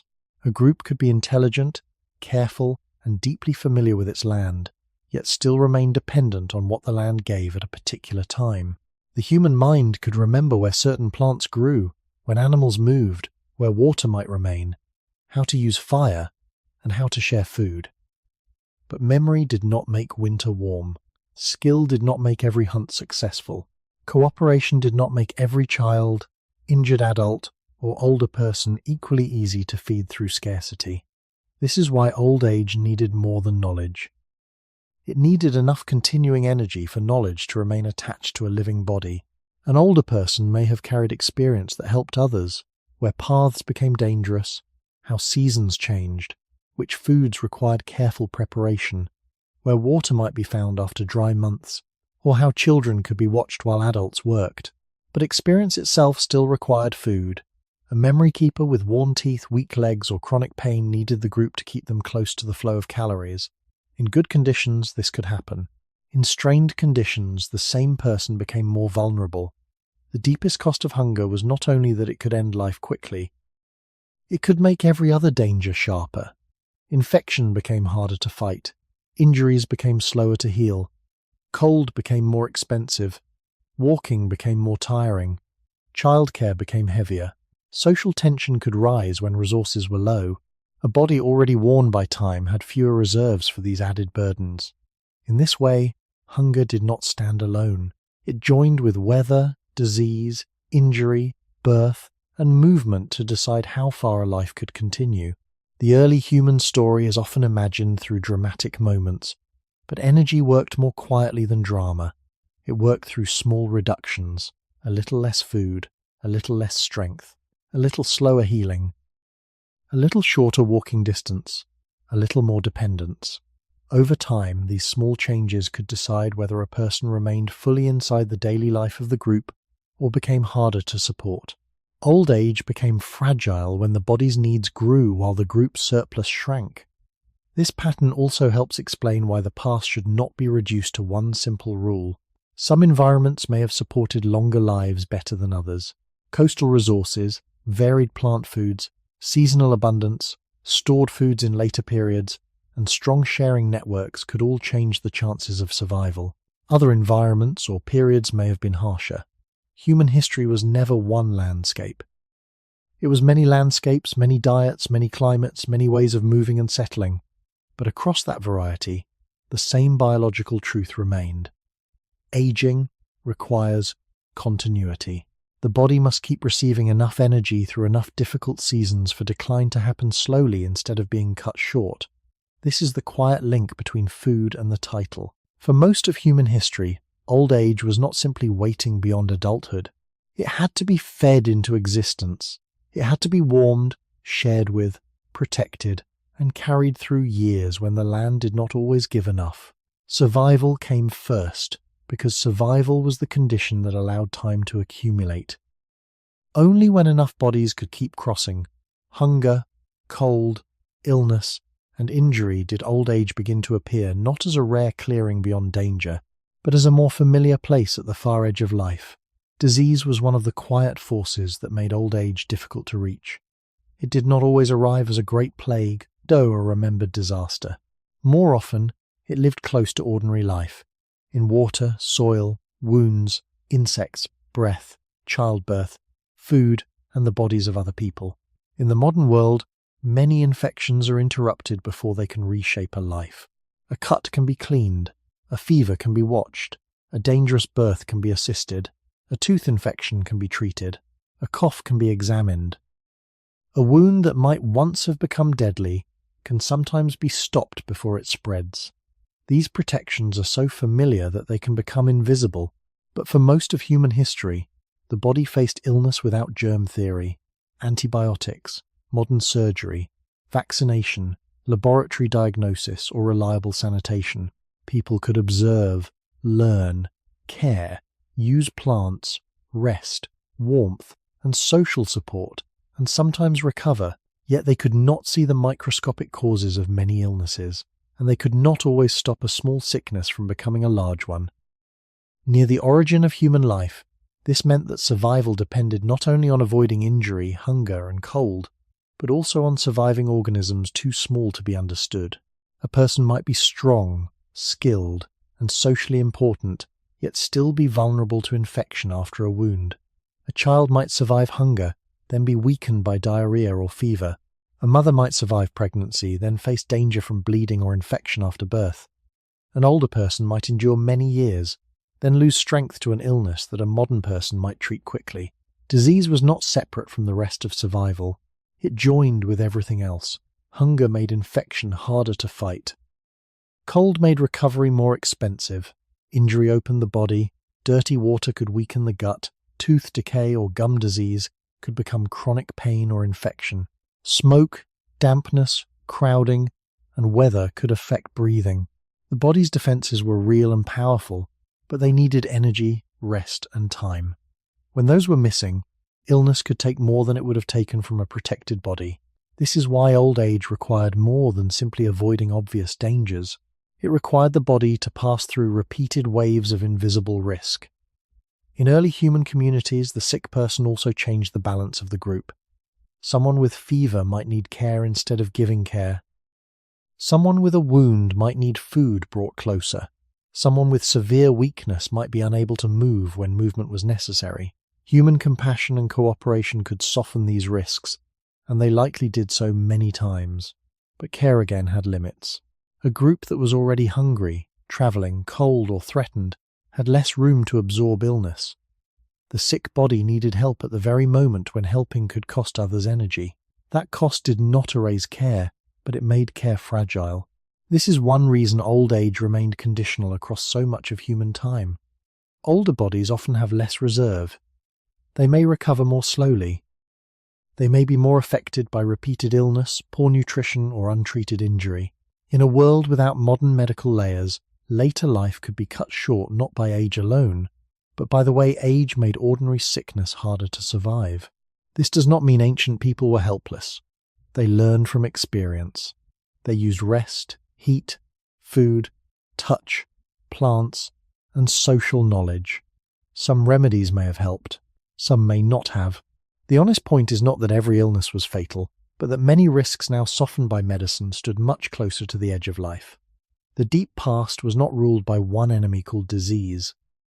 It was shaped by many small openings where disease could enter.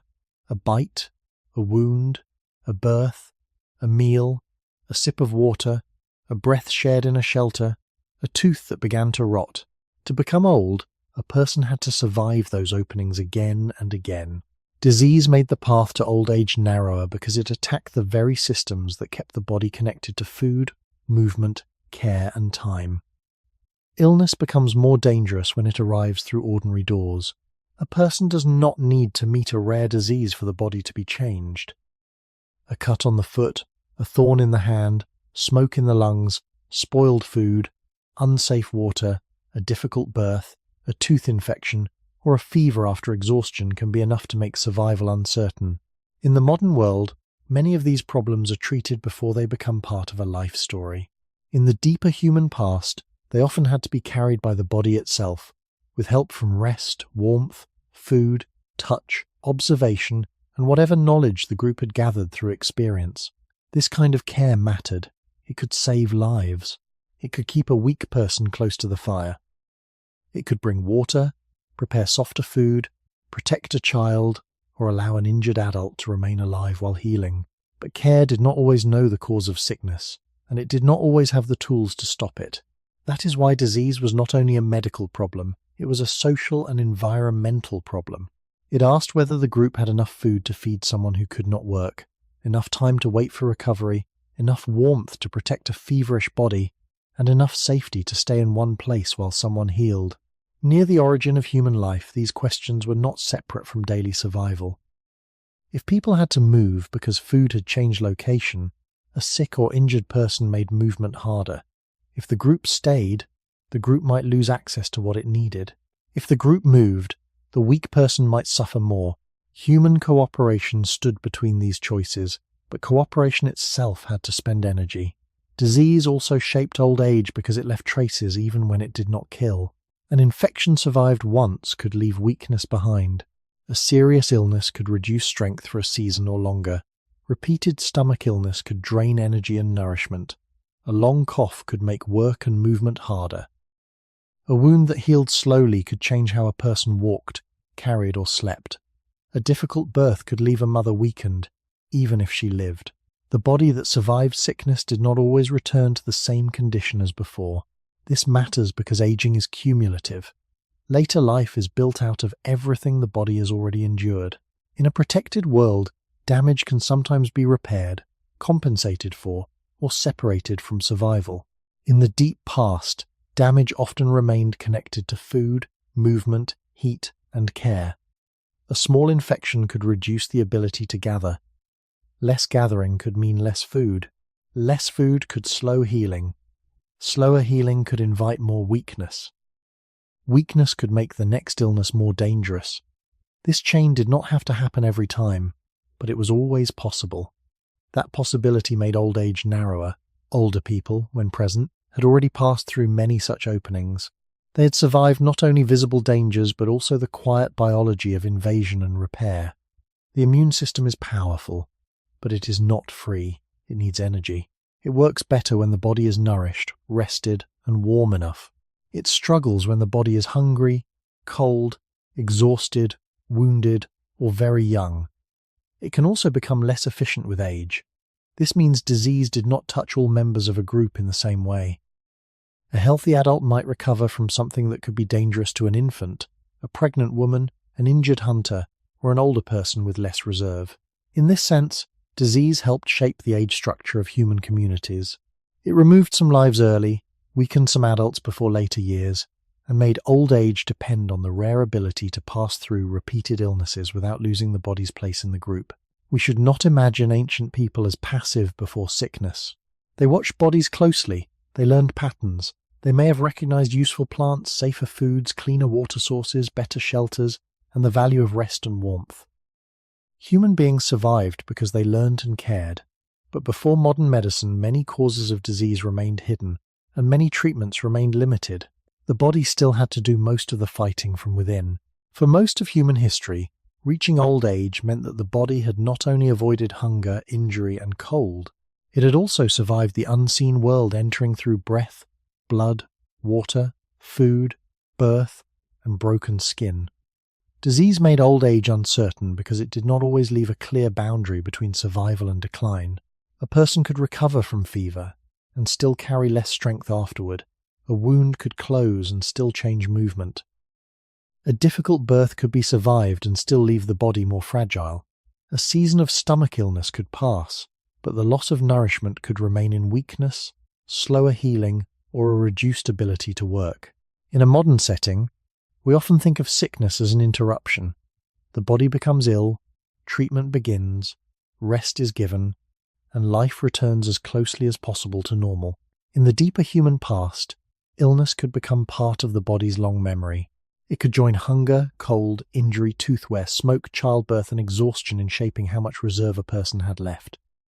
Near the origin of our species, the body lived without the invisible wall that modern medicine now places between many infections and death. That wall was not built all at once.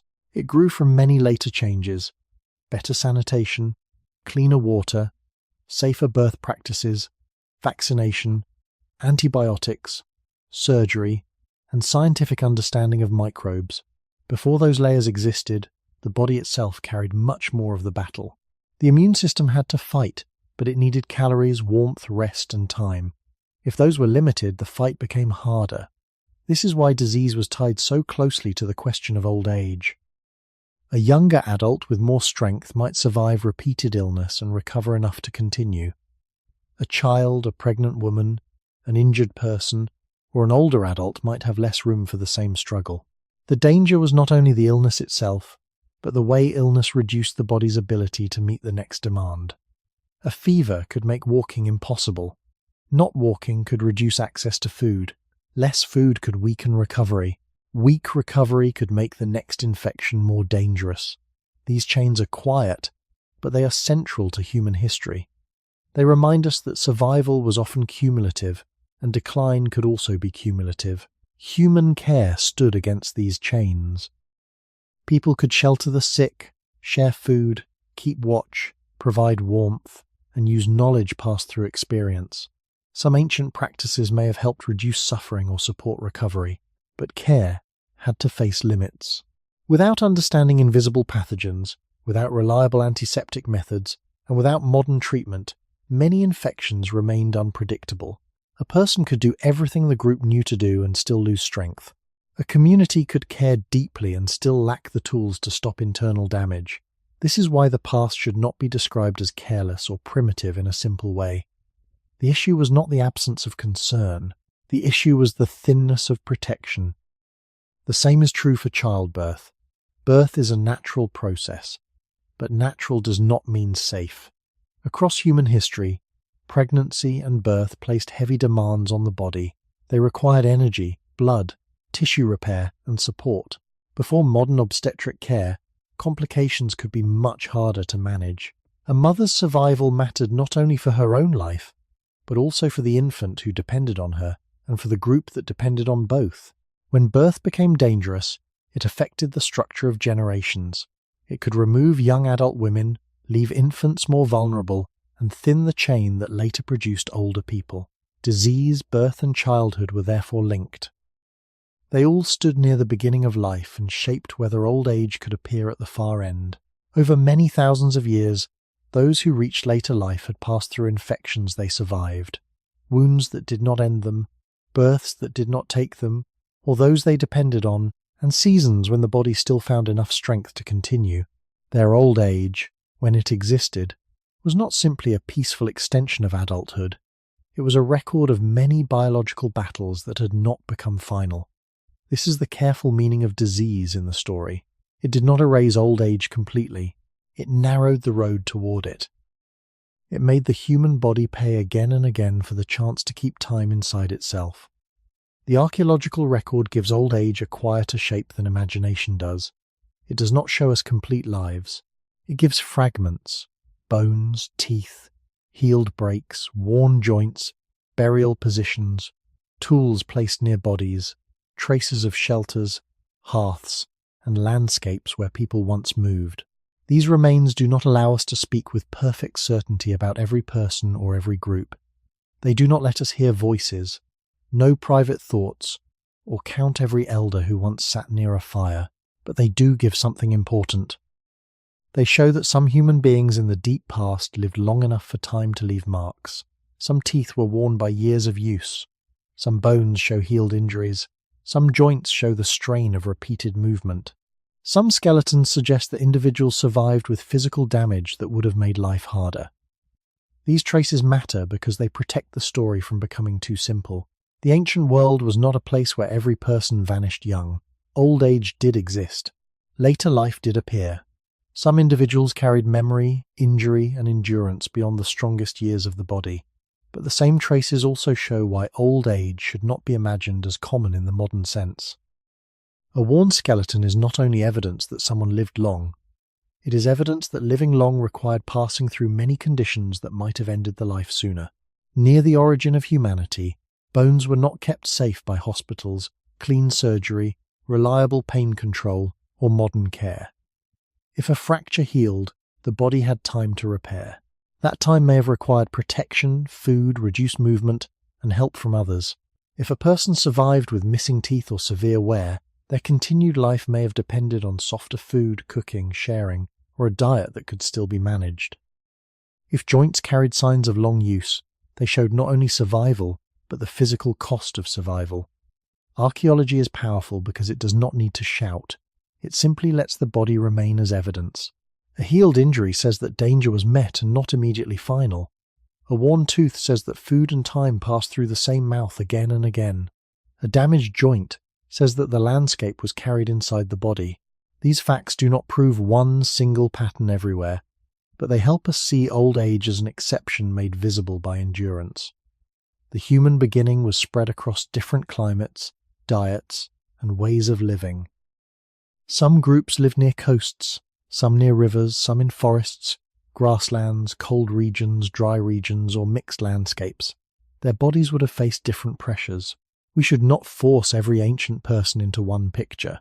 Yet across this variety, the signs of age in skeletal remains remind us that long life was possible but not guaranteed. The record also has limits. Many remains do not survive. Infant and child bones can be fragile. Burial customs differ. Some bodies are lost to soil, water, animals, fire, erosion, or time. Estimating age at death in ancient adults is difficult, especially after maturity. Later adulthood can be hard to divide with precision. This uncertainty is important. It keeps the story honest. We are not looking at a complete census of the past. We are looking at what survived long enough for us to find it. Still, the pattern points toward a careful truth. Older individuals existed, but they stood out because reaching later life required the body and the group to defeat many earlier risks. The evidence does not support a fantasy of a past without elders. It also does not support a comfortable picture where old age was a normal, protected stage for most people. The truth sits between those extremes. Some ancient bodies reached the far side of survival. Some were cared for, some healed, some continued with damage. But each such body reminds us that old age was not simply given by nature. It had to be carried through hunger, injury, infection, movement, and dependence. In the bones, old age appears not as a promise, but as a rare record of time that managed to remain inside a human body. A healed bone is one of the most careful pieces of evidence in the human past. It does not tell us everything, but it tells us that time passed after damage. A break occurred, the body began repair, and the person lived long enough for that repair to leave a trace. This simple fact can change the way we imagine ancient life. It reminds us that survival was not always a clean line between strength and disappearance. Some people lived after serious injury, some bodies continued after pain. Some groups may have made room, at least for a time, for those who could not move, carry, hunt, gather, or defend themselves as before. This matters because old age also requires time after weakness begins. A person who becomes slower, less steady, or less able to chew is not unlike a person recovering from injury in one important sense. Survival depends more and more on the support around the body. Near the origin of human life, that support could come from shared food, fire, shelter, protection, and patience. When we see ancient evidence of healing, we are not seeing a perfect story of compassion because bones cannot show motives clearly. But we are seeing that some bodies were not lost immediately when they became difficult to maintain. That is a deeply human clue. It suggests that care and survival were intertwined long before written history. Yet it also shows how costly survival could be. Healing was not automatic. A damaged bone needed rest, nourishment, warmth, and protection from further harm. If the injury affected walking, the person may have needed others to bring food or allow slower movement. If the injury affected the arm or hand, daily tasks could change. If the injury healed poorly, the person might carry altered movement for the rest of life. In this way, the healed skeleton holds two truths at once. It shows that humans could support vulnerability. It also shows that vulnerability had to be supported against a demanding world. The same is true of worn teeth and damaged joints. Archaeologists often read teeth as records of diet, age, stress, and daily life. A mouth worn by years of chewing can show long use, but also the gradual loss of comfort and efficiency. If a person had missing teeth or severe wear and still survived, that survival may point toward food that could be cooked, softened, shared, or otherwise made usable. It may also point toward the person's continuing place in a group, but again, we must be careful. A skeleton does not tell us whether every day was kind. It does not tell us whether a person was honored, tolerated, protected, or simply endured. It only tells us that life continued long enough for the body to carry those marks. This is where the archaeological record is both moving and limited. It gives physical evidence of endurance, but not a full biography. It can show that some people reached later years, but not exactly how common their experience was in every time and place. It can show care in some cases, but not the emotional world behind every act of care. It can show that survival after damage happened, but not that survival after damage was easy. This uncertainty is important for a truthful story. We should not use a few remarkable remains to claim that old age was common and safe. We should not use the harshness of the past to claim that older or injured people were always abandoned. Both claims are too simple. The safer understanding is slower. Human beings were capable of care, and care sometimes extended lives beyond injury, weakness, and age. But this care operated inside food limits, movement demands, weather, disease, and the changing strength of the group.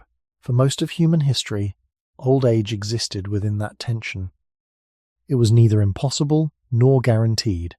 It appeared when biology, environment, and social support aligned long enough for a body to keep living after its strongest years had passed. Ancient bones do not answer every question, but they ask one quietly. If some people survived with bodies that had already been damaged, what kind of human world made that survival possible? And how often could that world hold together? The strongest lesson from ancient remains is not that the past was simple, it is that the past was uneven. Some bodies show long survival, some show hardship, some show care, some show damage that healed, and some show damage that may have shaped the rest of life. These traces do not allow us to say that old age was absent, and they do not allow us to say that old age was ordinary in the way many people now experience it. They ask us to hold two truths together. Human beings have long been capable of living into later years, and human communities have long been capable of supporting vulnerable bodies. But the conditions that make old age common were not always present, not always stable, and not always strong enough to protect every life. Near the origin of our species, the body was surrounded by care, but also by risk. That is why a single old skeleton, a healed fracture, or a worn set of teeth should not be treated as proof that life was safe. It should be treated as proof that at least one person crossed many dangers and left a trace of that crossing behind. Archaeology is often quiet because it speaks through survival of material, not through complete memory. The bones that reach us are only a small fraction of the bodies that once lived. Soil destroys some, water carries some away, animals scatter some, burial customs preserve some people and not others. Infants and children may disappear from the record more easily than adults. Older adults can be difficult to age precisely because skeletal changes after maturity do not always provide clear boundaries. This means the record is not a perfect mirror. It is a broken surface, reflecting parts of the human past while leaving other parts dark. A truthful story must respect that darkness. It must not pretend to know every family, every camp, every elder, every illness or every death. But even through the broken surface, one pattern remains important. The people who reached later life were bodies that had already survived the hardest filters: early childhood, hunger, injury, disease, childbirth risks around them or within their group, movement, exposure, and the loss of others. Their later years were not separate from those earlier filters. They were made by them. A person with worn joints did not simply become old in peace. The joints had carried distance, labour, weight, and terrain. A mouth with heavy wear did not simply show age. It showed years of food passing through hard work, cooking, chewing, grit, and adaptation. A healed bone did not simply show recovery. It showed time after danger, and perhaps the presence of others who made that time possible. These traces bring the title into a more careful light. Most of human history had less old age, not because human beings lacked deep feeling, social care, or biological capacity. It had less old age because time itself had to pass through too many narrow places before it could gather into later life. Archaeology gives us enough evidence to avoid despair and enough uncertainty to avoid fantasy. It shows old age as real, but costly. It shows care as ancient, but limited. It shows survival as possible, but never evenly distributed. In the modern world, old age can become common enough that it fades into the background of expectation. In deep history, every sign of later life in the bones feels more like a quiet exception that survived the silence.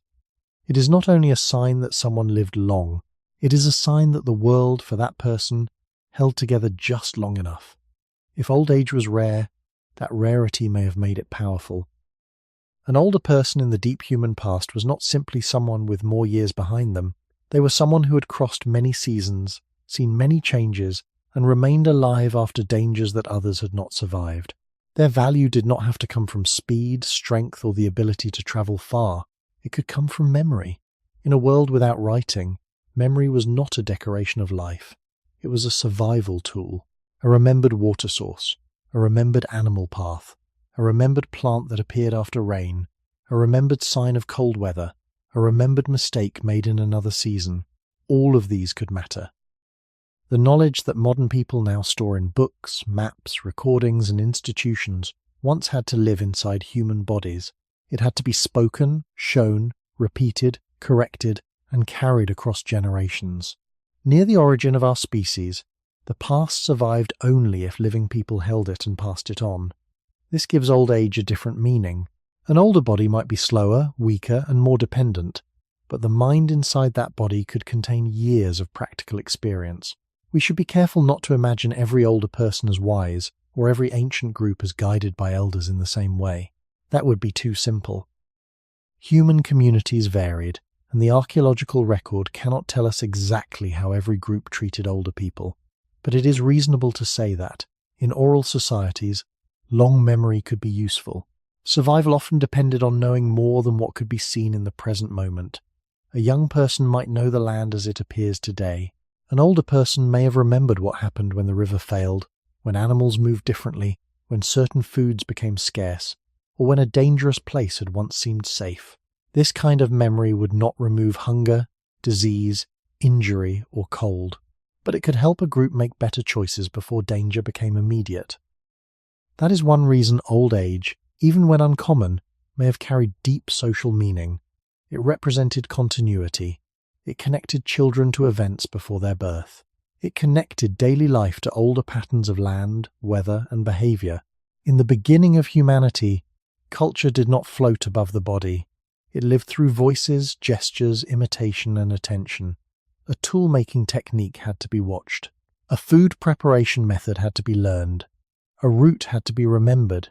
A warning had to be trusted. A child had to observe not only what adults did, but when they did it, where they did it, and why one choice mattered more than another. Older people, when present, could be part of this slow transmission.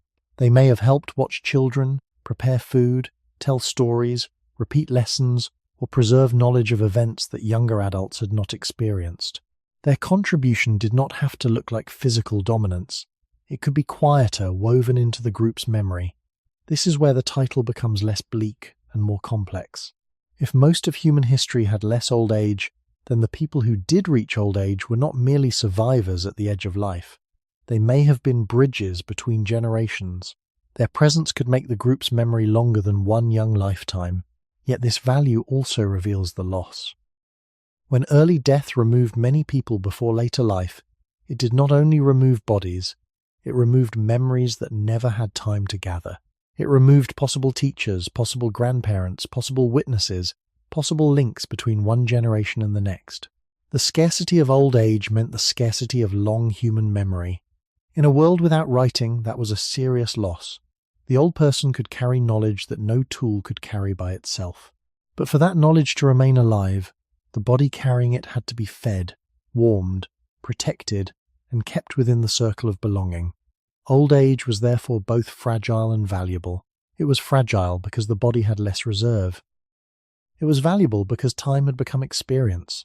The ancient human group did not only struggle to keep bodies alive, it struggled, quietly, to keep memory alive inside bodies that time had already begun to weaken. Memory can be quiet, but in a world without writing it can be as important as shelter. A group may survive one season through strength, but it survives many seasons through remembered patterns. The same river may not behave the same way every year. The same valley may be generous in one season and dangerous in another. A plant may be useful only at a certain stage. An animal trail may shift after weather changes. A place that looks empty to young eyes may hold meaning to someone who has seen it before under different skies. This is where an older person could matter in a way that is easy to miss if we only measure strength. The older body might walk more slowly, carry less, or need more help with food and warmth, but the older memory might hold information that younger bodies had not yet had time to earn. Near the origin of human life, knowledge was not stored outside the group in a permanent form. There were no written maps, no calendars, no archives, no medical books, no instruction manuals. What a community knew had to be held in people, repeated through practice, and protected by relationship. A child learned by watching. A younger adult learned by listening, trying, failing, and being corrected. A group remembered through voices and habits. In that kind of world, long life could stretch the memory of the group backward. It could make the present less isolated. If someone remembered a rare drought, a difficult winter, a migration of animals, a dangerous plant, or a place where water had once remained after other places dried, That memory could matter not because it was dramatic, but because it gave the group one more way to choose. We should not turn this into a romantic picture where every elder was always wise and every community always listened. Human life is more complicated than that. Older people could be respected, ignored, protected, burdened, loved, or misunderstood, depending on the group and the situation. The evidence cannot give us one universal rule, but the broad idea is reasonable. In societies that depended on oral memory and lived close to changing environments, people who had lived longer could hold useful experience. This experience may have been especially important when conditions were unusual. A normal season could be handled by what many adults already knew. A rare season might need memory from farther back. This gives old age a special place in the story of survival. It was not only the continuation of one life, it could be the continuation of events that younger people had never seen. The older person could become a living connection between the group and its own past. That connection was fragile because it depended on a body that needed care. Memory could not survive if the body carrying it was pushed outside the circle of food, warmth, and belonging. A person might know the land deeply but still need others to soften food, help with movement, share shelter, or make space for slower work. In this way, the value of old age created a quiet exchange. The group supported the older body, and the older body could support the group with memory, observation, calm judgment, childcare, food knowledge, or social continuity. This exchange may help explain why human beings are not only a species of strong adults, but a species of overlapping generations. Children need care for a long time. Adults carry heavy responsibilities. Older people, when present, can extend the memory and attention of the group beyond the immediate moment. Yet the same exchange also shows why the loss of old age was a deep evolutionary loss. When people died before later life, the group did not only lose hands, it lost possible memory. It lost knowledge that might have taken decades to gather. It lost the slow comparison between many seasons. It lost someone who could see the present against a longer background. For most of human history, this loss may have happened again and again, quietly, without leaving a trace in stone or bone. The scarcity of old age meant that long memory had fewer bodies to live in, and when a rare older person remained, that person was not simply near the end of life. They were one of the few places where time itself had managed to stay alive inside a human being. The value of old age in the human past becomes clearer when we see memory as a form of survival. A strong arm could carry wood, meat, water, or a child. A sharp eye could notice movement in grass or changes in weather. A young body could travel farther and recover faster. But memory could reach where muscle could not. It could reach backward into seasons already gone. It could compare the present with something seen long before. It could hold the shape of a drought, the timing of a migration, the danger of a plant, the safest way through rough ground, or the place where water remained when other places failed. In a world without writing, memory was not stored safely outside the body. It lived inside people who could forget, weaken, become ill, or die. That made every older person, when present, part of a fragile archive. Near the origin of human life, this archive was carried through voice, gesture, imitation, and repeated practice. A child did not learn survival from a book. A young adult did not open a map. Knowledge passed through attention. It passed from one body to another, from one day to the next, from one generation into the hands of the next. This is why the loss of old age was not only a biological loss, it was a loss of time stored in human form. When someone died before reaching later life, the group lost more than a worker. It lost whatever memory that person might have carried into the future. It lost a possible witness to rare events. It lost a possible guide for children who had not yet learned the pattern of the land. It lost one more chance for experience to become instruction. Of course, we must not imagine the past as if every older person was always listened to, or as if age automatically produced wisdom. Human groups were likely as varied and complicated as human beings are today. Memory can be wrong. Experience can be incomplete. Older people could be strong or weak, generous or difficult, central or marginal, depending on circumstances we cannot fully recover. But the broader point remains careful and grounded. In small-scale oral societies, long experience can matter. It matters because the environment is not always predictable within one young lifetime. A rare flood, a harsh winter, a failed food source, an unusual animal movement, or a dangerous route may be remembered only by those who lived through something similar before. The older body may not be the fastest body, but it can lengthen the group's sense of time. This helps explain why old age, though fragile, may have been deeply meaningful when it appeared. It connected the living to earlier versions of the same landscape. It made childhood less isolated from the past. It gave younger adults a longer background against which to judge the present.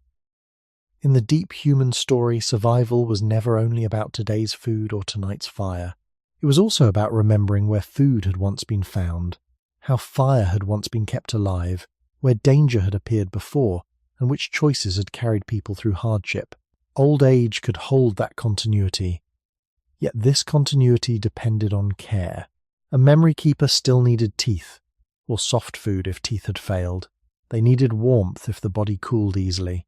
They needed patience if walking slowed. They needed belonging if their strongest labor had already passed. The group's memory could survive only if the group could support the body carrying it. That is the quiet exchange at the heart of this story. Older people could help the group remember how to survive, while the group had to help older people survive long enough to remember. For most of human history, that exchange was never guaranteed. Hunger, infection, injury, birth, weather, and movement could break it before it became visible. So when old age was rare, the loss was not only fewer years, it was fewer long memories.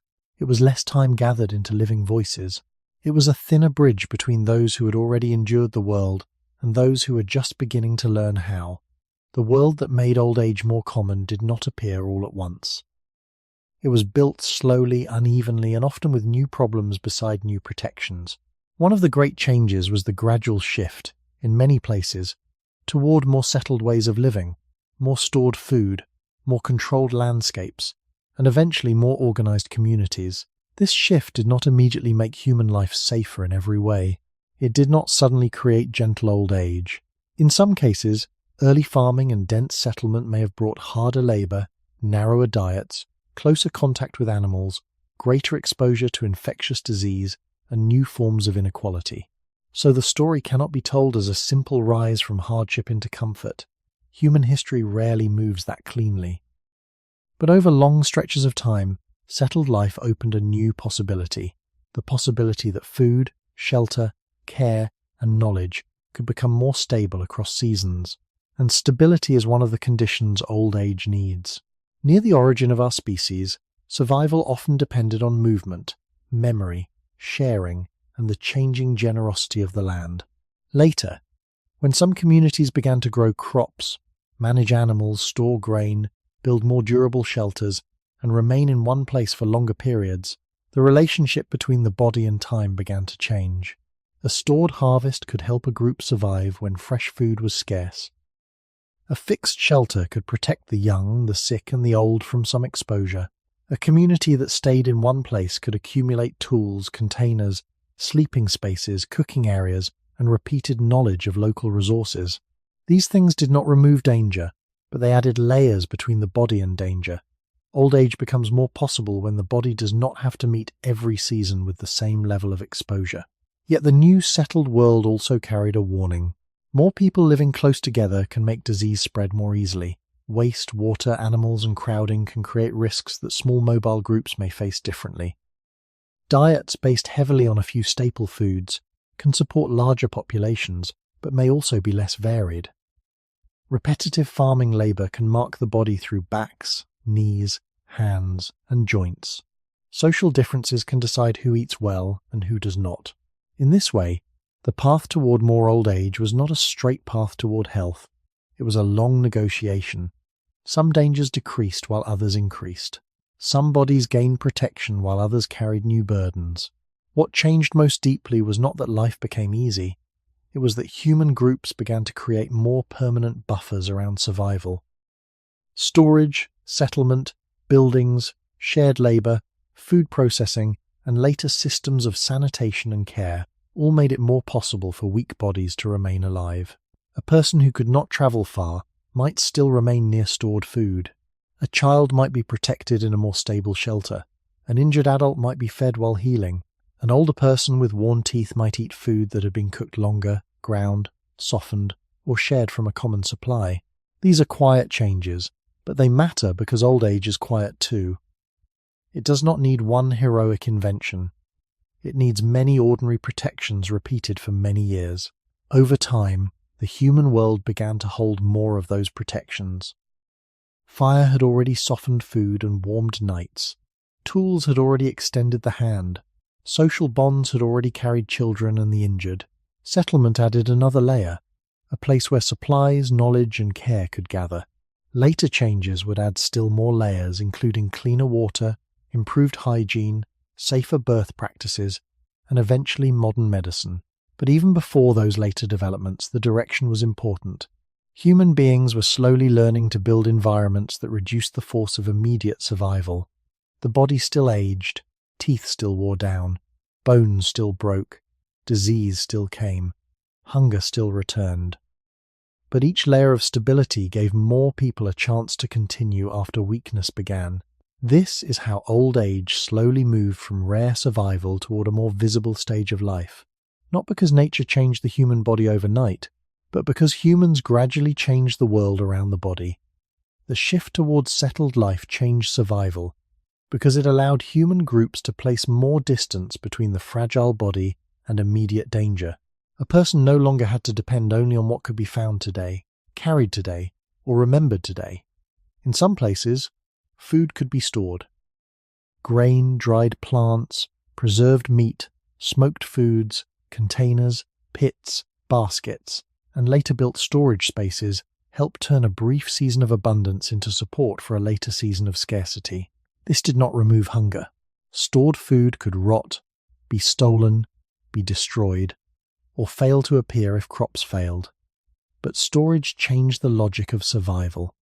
It gave the group a way to carry energy forward through time. For old age, this was important. An older body often needs exactly that kind of carried energy.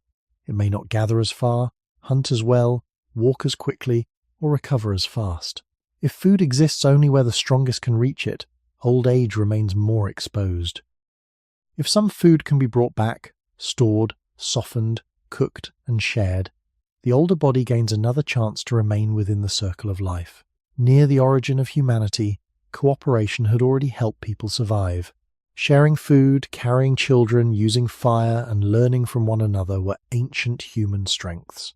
Settlement did not invent care, but it changed the space in which care could happen. A fixed place could hold tools that were too heavy or inconvenient to carry constantly. It could hold grinding stones, cooking areas, stored fuel, water containers, sleeping spaces, repaired shelters, and repeated paths between daily tasks.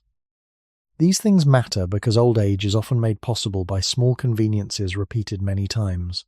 A person with weak teeth may need food cooked longer. A person with a stiff joint may need less movement between warmth, food, and rest. A person recovering from illness may need to stay near shelter while others work. A child may be watched by someone who no longer travels far, while stronger adults gather or farm. In this way, settled life could make slower bodies more useful and more protectable. But this change also carried cost. Farming could demand repetitive labor from the back, knees, shoulders, and hands. Grinding grain, carrying water, digging soil, harvesting crops, tending animals, building shelters, and storing food could mark the body in new ways. A settled place could concentrate waste and disease. Close contact with animals could create new health risks. More people living together could mean more infection, more conflict, and more pressure on local resources. A stored harvest could support many lives, but it could also make people dependent on a smaller range of foods. So the rise of settled life should not be mistaken for an immediate victory over suffering. It was more complicated than that. It created protection and burden at the same time. Some bodies may have been sheltered more, while others may have worked harder. Some communities may have supported more children and older people, while others may have faced disease and inequality that made life harsher. The careful point is that old age became more possible when human beings began to build continuity into their surroundings. A shelter that remained, a store of food, a cooking practice, a shared place of rest, a known water source, a repeated system of work, all of these could help life continue when the body weakened. Later, over many centuries and in many different societies, these buffers would grow into larger systems: wells, drainage, laws, markets, temples, households, granaries, healers, hospitals, sanitation, public health, and medicine. Not all of these appeared together, and none made human life equal or safe for everyone. But each one represents the same deeper movement. The human world slowly learned to protect bodies from being alone against nature. This is why old age should be seen as historical, not only biological. The human body did not suddenly become designed for comfort. It remained vulnerable. It still needed food, warmth, repair, and belonging. What changed was the number of layers that could stand around it. The more layers a society built, the more often fragile years could continue. The larger story of settlement and storage is not that human beings escaped nature. It is that they slowly changed the terms of their exposure to it. The body still needed food, warmth, water, repair, and care, but more of those needs could begin to pass through human-made systems. Room. A granary could hold the memory of a harvest after the field was empty. A house could hold warmth after the sun was gone. A cooking place could soften food for children, the sick, and the old. A path worn between homes, water, fields, and shelters could reduce the distance between need and answer. These changes may sound ordinary, but ordinary protections are exactly what old age requires. Old age does not become common because one danger disappears. It becomes more possible when many small dangers are softened often enough that the body can keep living after its strongest years have passed. Near the origin of our species, the first protections were carried in bodies and relationships. Someone held a child, someone shared food, someone remembered a route, someone kept a fire alive. Later, more protections could be built into places. A settled community could store tools, fuel, food, and knowledge in a more lasting way. This did not make life fair or easy. It did not protect every person equally. It did not end hunger, disease, childbirth danger, injury, or violence. But it began to create a world where survival did not always depend on immediate physical strength. That matters deeply for the question of old age. A young adult can meet the world with muscle, speed, and recovery. An older body often needs the world to come closer. It needs food that does not require great distance. It needs warmth that does not require constant movement. It needs tasks that can still be done with slower hands. It needs a place in the group even when strength is no longer the main contribution. The gradual building of settled life made some of these things more possible in some places, at some times. A person who could no longer walk far might still help near the home. A person with worn teeth might still eat food that had been processed, boiled, ground, or shared. A person with memory could remain useful because the group's daily life had more repeated places, repeated work, and repeated needs. This is one way old age moved from rare survival toward a more visible social role. Still, we must hold the complexity. Farming, storage, and settlement could increase population, but they could also increase exposure to disease and social inequality. More children might survive in some conditions, but more people living close together could also create new risks. Stable food could protect the weak, but dependence on a few crops could make failure dangerous. The road toward more old age was not a smooth road of progress. It was a long mixture of protection and cost. What changed over time was the thickness of the buffer around the body. Fire was one layer, tools were another, shared care was another. Storage, shelter, cooking, settlement, sanitation, and medicine added more layers later. Each layer made it a little less likely that one weakness would immediately become final.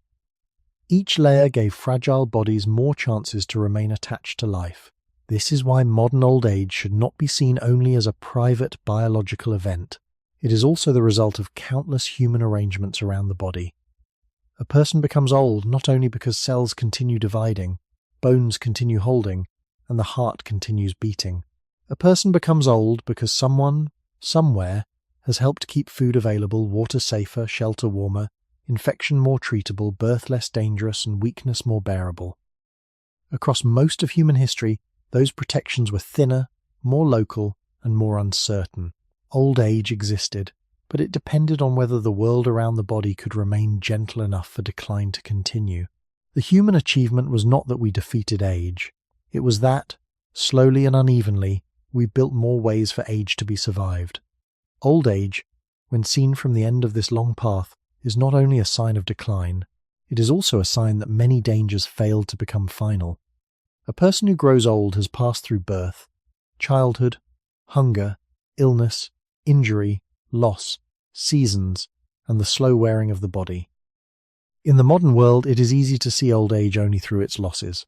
Slower walking, weaker hands, dimmer sight, softer hearing, more dependence, more need for care.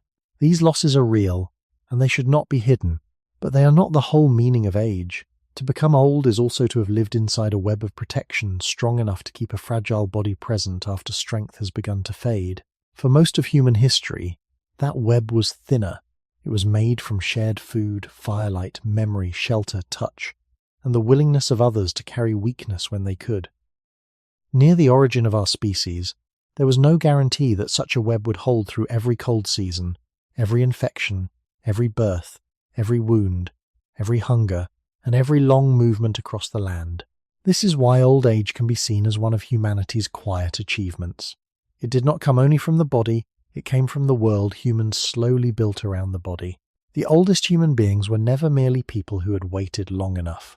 They were people whom time had not taken, and whom other people, directly or indirectly, had helped keep within life. The more we look backward, the more this becomes clear. Old age needs food that continues. It needs water that does not destroy the body from within. It needs shelter against exposure. It needs birth to be survived, childhood to be protected, injury to be carried, infection to be endured or treated, and memory to be valued even when muscle weakens.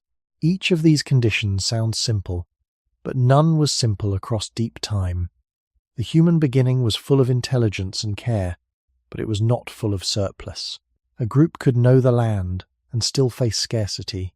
A person could be loved and still die from infection. A child could be watched closely and still be vulnerable. An older person could hold precious knowledge and still need food, warmth, and patience. That is the tension at the center of this story. Humans were social enough to protect one another, but for most of history they lived in conditions where protection itself was difficult. So when old age appeared, it carried a double meaning. It showed the body's endurance, and it showed the group's capacity to keep endurance alive. Over time, humans added more layers. Fire softened food and warmed the night. Tools extended the hand. Cooperation carried children and the injured. Cooking helped make nourishment more accessible. Settlement allowed some resources to gather in one place. Storage carried food across time. Later, sanitation, safer birth practices, surgery, vaccination, antibiotics, and public health changed the relationship between sickness and death. These later developments did not remove suffering, and they did not protect everyone equally, but they made old age more common by reducing the number of ordinary dangers that could cut life short before later years. This is the educational value hidden inside the title. Old age should not be understood only as a biological problem or a private burden. It is also evidence of human cooperation across generations. Every older person represents not just a body that has lasted, but a long chain of support. Someone fed a child, someone kept fire, someone shared knowledge, someone protected the sick, someone built shelter, someone improved water, someone learned medicine, someone made weakness less fatal. The ancient world reminds us that survival came first, because without survival there is no later life, no long memory, no elder, no final season of reflection. The modern world reminds us that when a society protects the vulnerable, it changes what the human life course can become. Old age is not a failure of life. It is one of the clearest signs that life was allowed to continue beyond immediate usefulness, beyond peak strength, beyond the harsh demand to survive only by what the body can do today. There is a quiet reversal in this story. For most of the past, survival was the difficult achievement, and old age was the rare result that sometimes followed. In much of the modern world, old age has become common enough that people often see it as a problem to manage. We worry about weakness, loneliness, pain, memory loss, dependence, and the slow narrowing of the body. These concerns are real, and they deserve care. But if we look across the wider history of our species, the presence of many old people is not a sign that life has failed. It is a sign that human beings have built enough protection for more lives to pass beyond the age of strongest usefulness. That is a profound change. In the deep past, a body often had to prove itself against the land again and again. It had to find food, avoid infection, survive injury, endure birth, keep children alive, and remain connected to a group through seasons that could not be controlled. Today, where old age is more common, many of those pressures have been softened by systems so ordinary that they can become invisible. Clean water, cooked food, softer diets, warmer rooms, safer childbirth, medical treatment, stored supplies, glasses, dentistry, and organised care all stand quietly between frailty and death. None of these protections is perfect. None reaches everyone equally, but together they change what a human life can look like. Near the origin of humanity, weakness often had to be carried by immediate relationships. Someone had to bring food. Someone had to keep watch. Someone had to hold a child, tend a wound, soften a meal, or wait for a slower body. In later societies, some of this care became built into larger patterns. Families, villages, healers, shared stores, religious duties, laws, hospitals, public health, and social customs all became ways of saying that a human being does not lose all value when strength declines. This may be one of the deepest lessons of old age. A society reveals itself by how it treats bodies that can no longer survive by force alone. If only the fast, strong, fertile, and productive are protected, then life remains close to the old law of exposure. If children, the sick, the injured, and the old are protected, then human life becomes something larger than survival. It becomes continuity. It becomes memory. It becomes the decision to keep people inside the circle, even when they need more than they can give back in obvious ways. This does not mean the ancient world lacked care, or the modern world has solved care. The truth is more difficult. Ancient humans may have cared deeply with very few tools. Modern societies may have many tools and still fail to care well. The question is not simply whether we have medicine or buildings. It is whether the protections around the vulnerable remain strong, patient, and human. Old age teaches this because it exposes the shared nature of life. Every old person was once a helpless child. Every strong adult may one day need help standing, chewing, remembering, or resting. Every body moves through stages where it gives more, then needs more. This cycle is not a defect.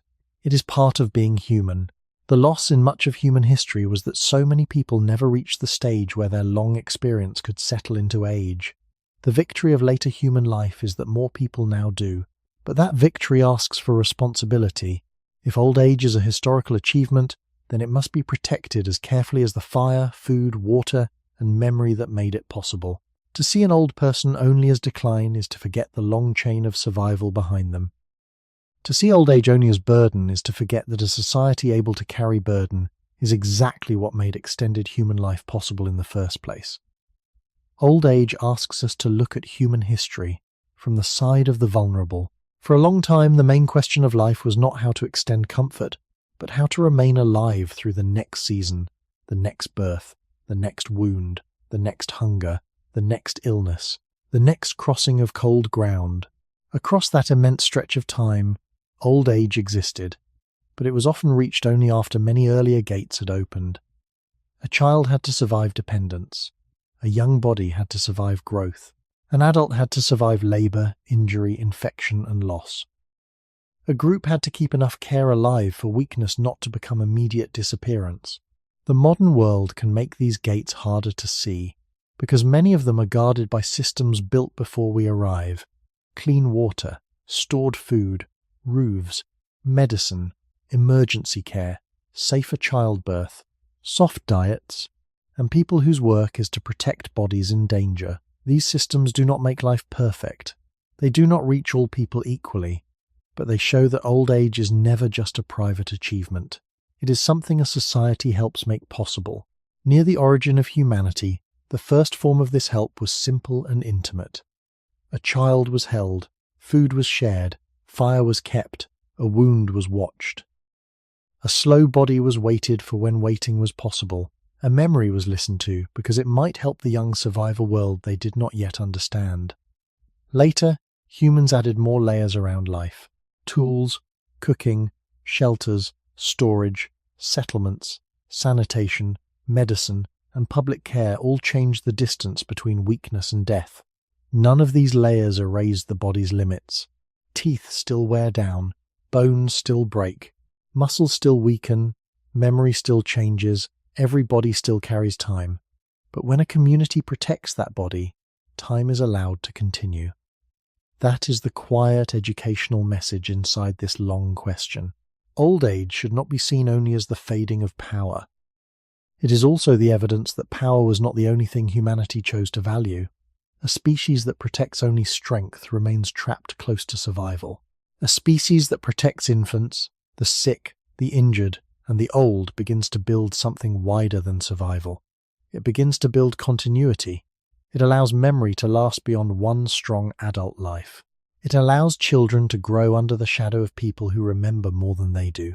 It allows the weak body to remain part of the human circle, not because it can always give more than it receives, but because human life has never been only a transaction of strength. Every old person carries an invisible history of protection. Someone, long ago, kept a child alive. Someone helped food reach a mouth. Someone made danger less final. Someone created a world where the body could weaken slowly instead of being taken quickly. When we look back at the long human past, we do not find a simple world where everyone died young. We find something more careful and more moving. We find a world where old age was possible but difficult, valuable but fragile, real but not guaranteed. The cold truth is that for most of human history, survival had to come before reflection, before retirement, before long memory could settle safely into the body. The quiet victory is that more people now reach the years that once stood beyond many dangers. But perhaps that victory leaves us with a final question, not about the past alone, but about what kind of humans we are becoming. If old age is one of the rarest gifts our species learned to protect, what does it ask us to protect next?